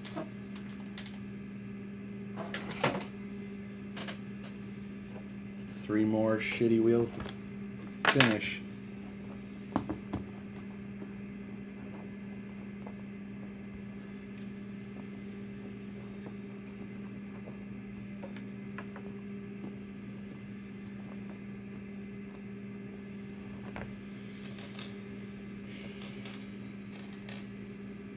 Ooh. Do they maybe he was saying in his comment that they include, because there's two long screws in here in this bag. Does it say anything about it there? I don't know. Maybe it does. Maybe I should have read the stupid instructions.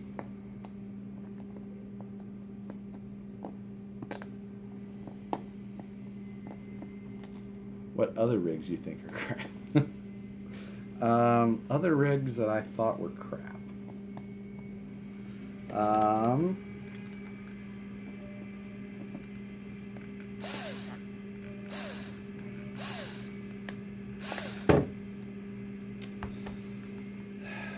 mean, there was some. I did not like... I don't care for the twin hammers, but I don't think it's a crap rig. I just don't like it, personally. The Venom Creeper was not I thought that was a crap rig. The biggest RC failure that I ever remember was the Kyosho Rock Force. So it was Kyosho's attempt at entering the RC industry. I think it would have been 2008 or 2009. And it was awful. And they tried arguing how it was a good idea and how all of their ideas were good ideas. So at the time, US RCCA had, a wheelbase rule of 12.5 inches, just like it basically is today. But they came out with a car at like 11.3 inches. And it had like 4-point-something inch tall tires that didn't have foam in them, didn't perform. I mean, we all know that stock tires usually suck anyway, but these were extraordinarily bad. The chassis was enormous. It was like a pegboard. Just had holes all over it. It was super long. The body that they sold with it was not comp legal. It was a Suzuki Jimny, which is like an overseas version of the like Suzuki Tracker or Geo Tracker. Like it was after the Samurai, basically. the model after the Samurai, which was the sidekick generation, I think. But it was a worm gear axle, which worm gears at the time were like, we were kind of unsure about them. There's some good idea. There's some parts about them that you can get a ton of reduction at the axle, which takes all the torque twist out of a car. But the problem with the Rock Force is that the gears were so bad and so the ratio was terrible. You would just burn stuff up. It was so hard at the time to find a motor that could actually run the car.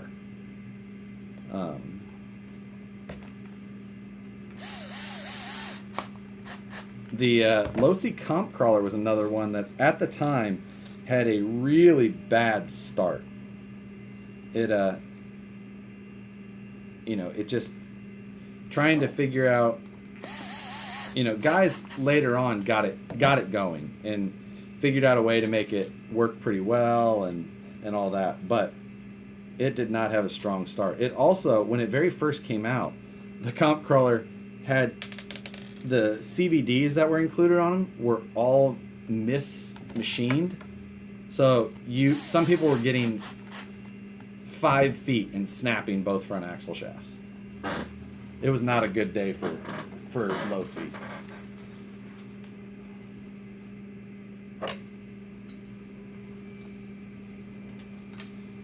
And some people still, the Comp Crawler thing, they worked on it and got it better. They did this and that, and there's still a handful of people who like those axles. They've got a lot of clearance and reduction and all that kind of thing. I don't want anything to do with them. I still don't like them to this day. The Nightcrawler was, it was a definite entry level option, and I think it served its purpose. But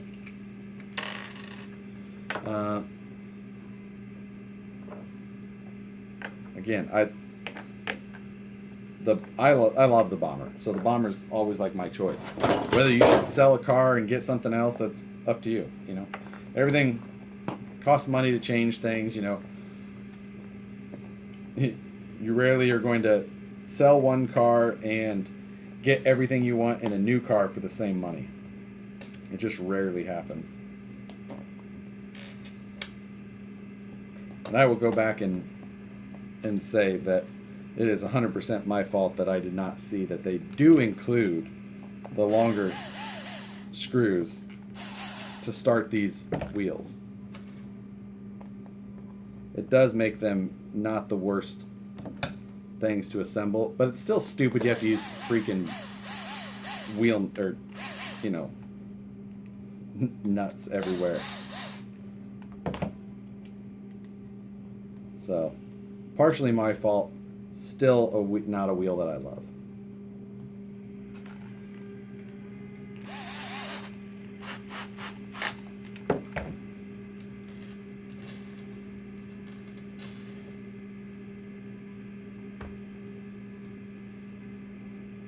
If you're asking me what servo I recommend, I have a whole Bomber series that answers like every Bomber question that I could think of.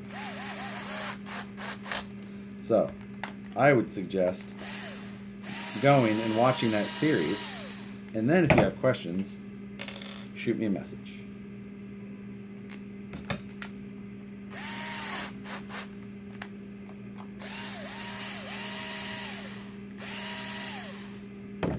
Keep blowing up servos, yeah, you got to buy a better servo. Can't buy cheap servos. If you want to go fast and hit rocks, got to buy a good servo. You're going to have to spend $120, $100 at least, and get a good servo. You get what you pay for in servos. ProTech 370 TBL is a great servo. I beat the crap out of that servo in my Bomber. Ran pretty well. I run a Futaba servo, S9177 SV, and I really like that servo.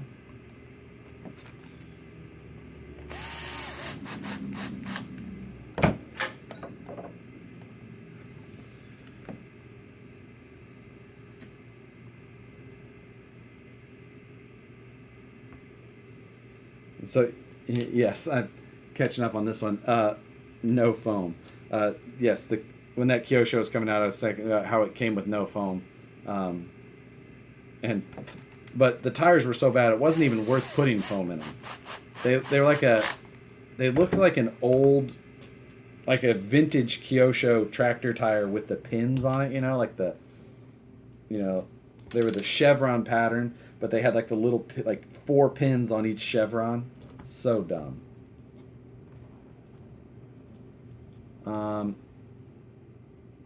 Almost all Futaba servos are waterproof. Don't buy Savox.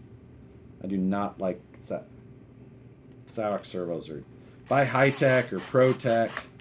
Don't buy Savox. Savox servos are enormous and super power hungry. So I do not ever recommend Savox. There's lots of servo options out there.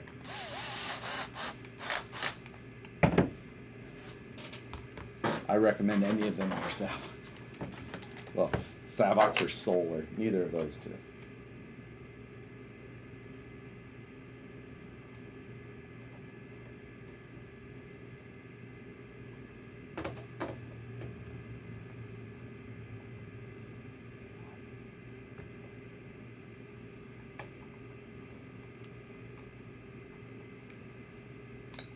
Right. One left. And then we've got center caps that I'm not going to put on.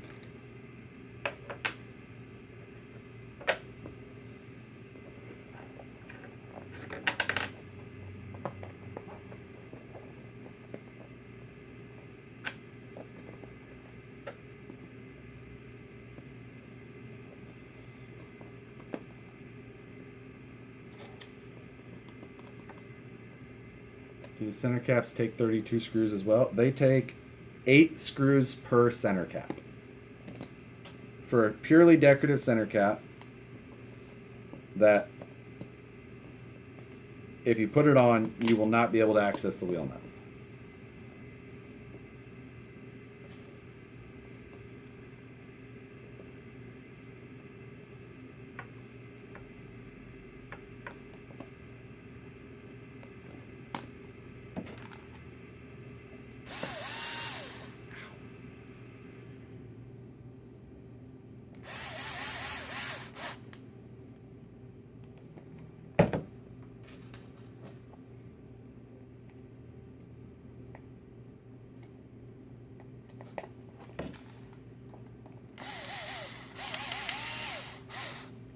I was checking if there was blood. It has not actually started bleeding.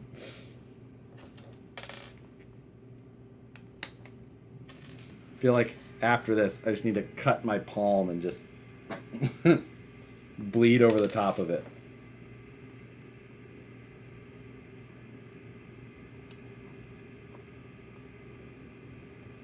So we're at the 2-hour mark, right at it.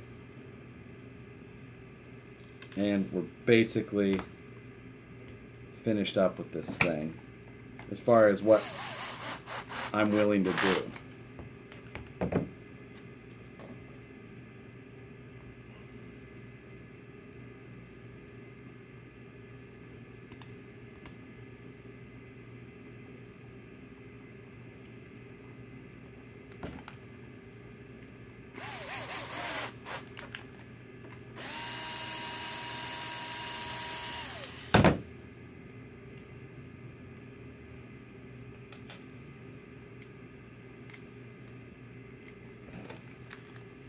So we should be in good shape at the here in probably in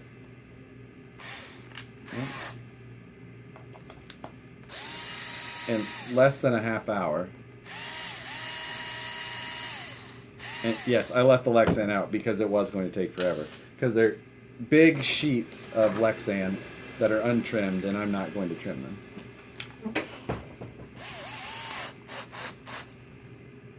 You know, if you have coffee this late, you're not going to sleep. What? Said, you know, if you have coffee this late, you're not going to sleep. Chapter.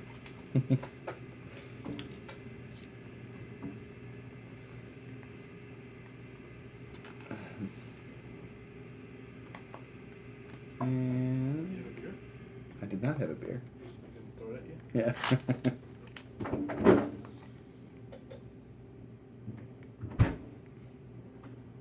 cashews?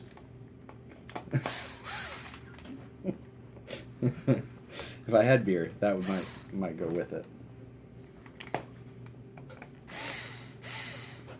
Come on, you pile.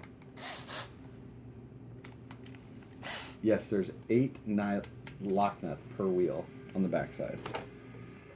And then look at the OMS and they copy that too. Yes, it's very OMF-esque.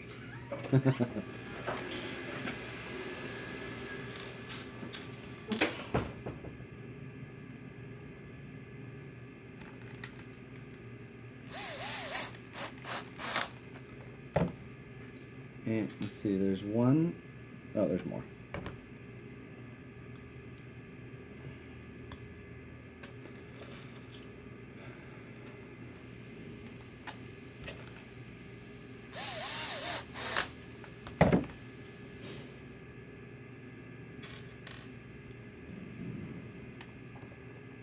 So yeah, waterproofing your own electronics, that can be an interesting one. The nice thing is now is that there's so many options for things that are coming waterproof. You know, Futaba servos have been waterproof, I mean, forever. I think as long as I've been running Futaba servos since like 2008, and they've always been basically waterproof from the factory, almost all of them. But, you know, the new Tekin RX4 is element proof. The new Castle Mamba X is element proof. Or what they call it, waterproof. What do they call it? It says waterproof on it. You know, Holmes BRXL you can get waterproofed.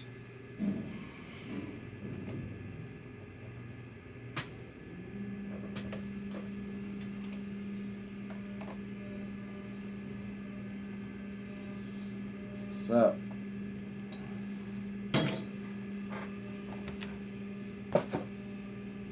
there we have. I'm just going to push all the hardware that's left over from this thing into a huge pile. I'm just going to put it all back in the box.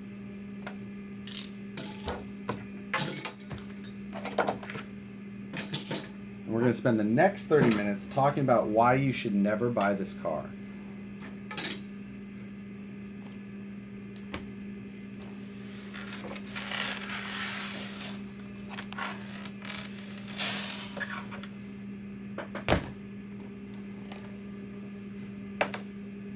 There it is. Oh, God. Okay. So there's sway bar mounts in the very back of the cage here, and it's exactly like a Yeti. A Yeti sway bar may be super close to fitting.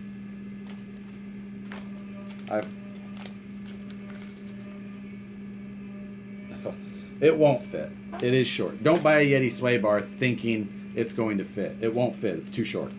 So it's going to have its own length custom sway bar, or its own sway. So right there, another thing against it. Like, the other thing is that the sway bar is supposed to sit back here in the back, in this area, and a sway bar, you know, this axle moving around, it'll create a lot of force, especially on big jumps. Right now, these shocks are so soft for this car. I mean, this thing is going to torque twist and flop around like crazy. You have to change springs if you're going to run this, or you can't move the shocks to the axle. There's nowhere to mount them. So it needs a sway bar or stiffer springs, whatever. But it needs something, because this is like there's nothing back there. So, and then the other, so once you do try and mount a sway bar back here, I can take and move this section of the chassis around so easily. I mean, for one, like side to side, it moves around a ton, trying to show that on. And then it also flexes. There's no, you can fit your fist through this part of the chassis. There's no triangulation back here. This area is just nothing. Just nothing. Good luck making this thing perform next to its competitors.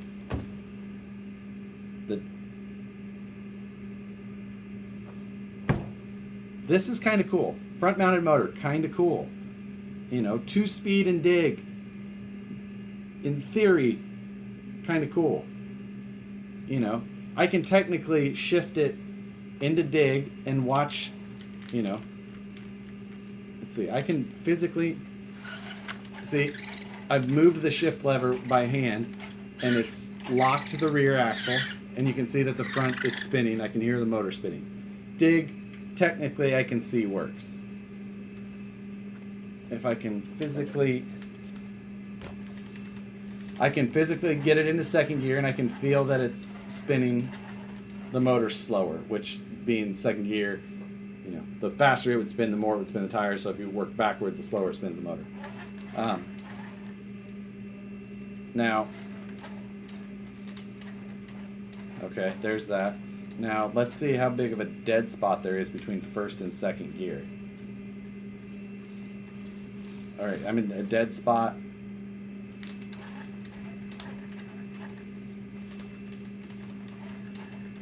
There's a pretty good amount of throw between low gear and high gear on that servo. That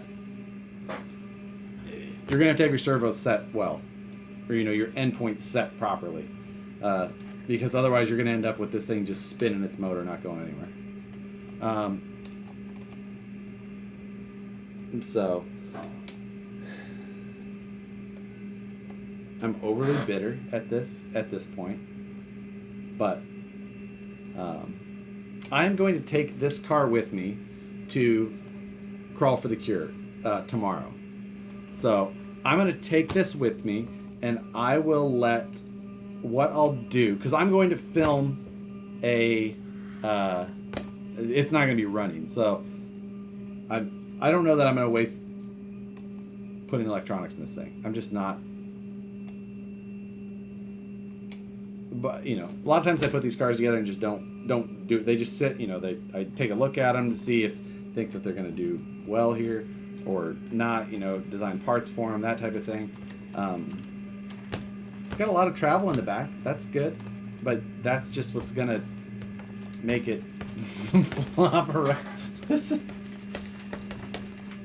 like there's no resistance to those rear springs at all. I mean, this should be like at least slowly trying to lift a tire, anything. It's just nothing there. They never drove this car, or they drove it with a 55-turn lathe motor. So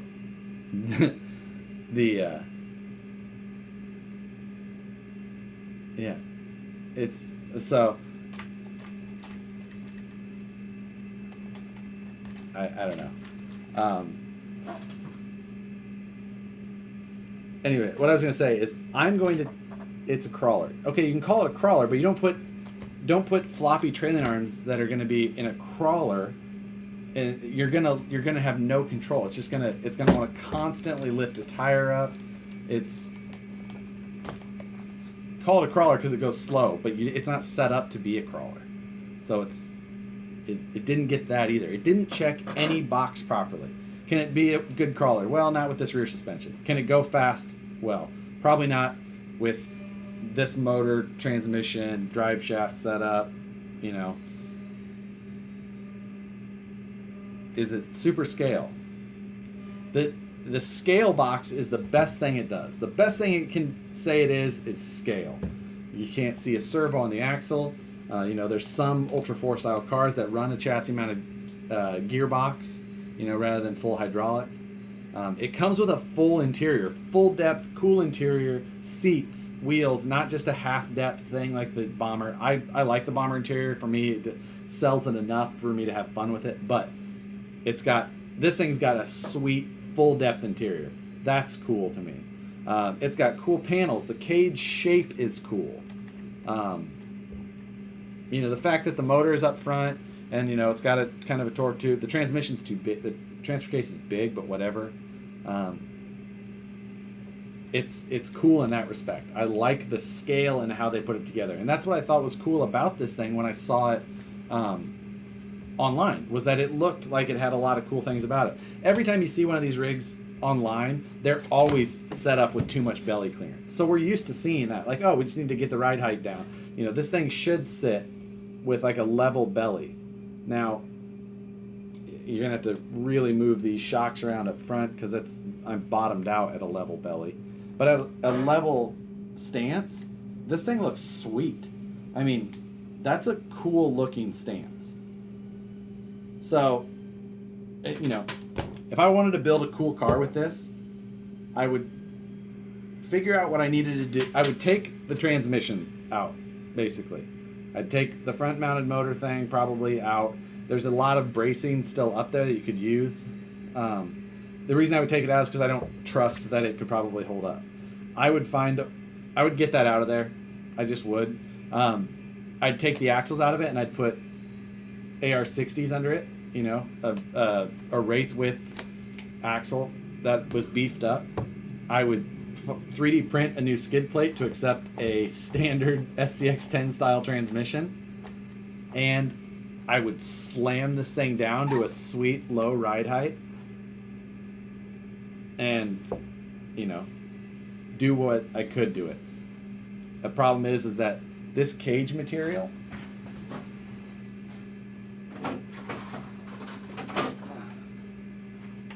so now I'm out of bench space, so this is what's going to be difficult. So let's see. Sorry, I was missing a lot of comments.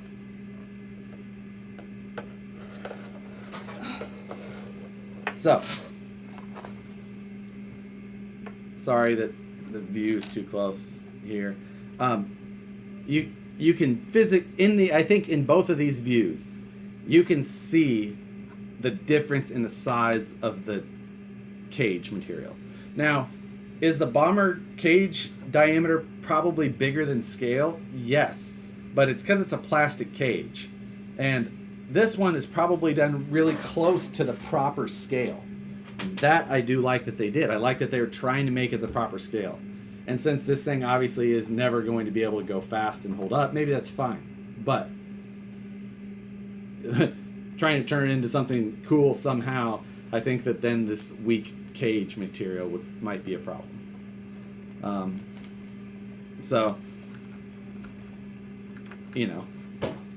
It's so these are my Proline Hyraxes here, and which are a big ass tire, and these tires are slightly bigger than my Hyrax, width and height overall. So that's how big they are. This car is a 1/2 inch wider than my Bomber with 1.2 inch wide wheels and 475. That's an inch wider. So this thing is considerably bigger. Wheelbase wise, sorry, I'm gonna not give you any decent camera angles for it, but it's damn near the exact same wheelbase. I mean, as close as makes no difference. It's the same wheelbase. So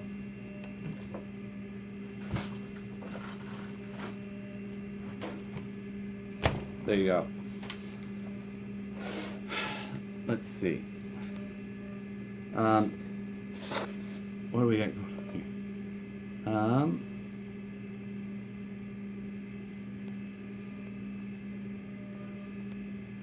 Let's see what do we got. Yeah. I think we've beat this dead bear enough.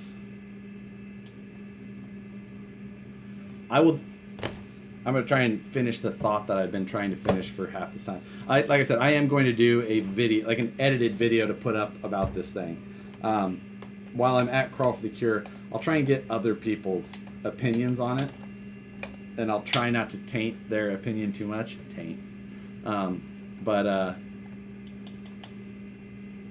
We'll let them see it. And I'll ask them a simple question like, what do you think it would take to get to the transmission? And I'll let them count the 9 skid plate screws, the 3 chassis side screws on this side, 4 on this side, plus the 7 you have to take out on each side in the front to be able to drop that transmission assembly out of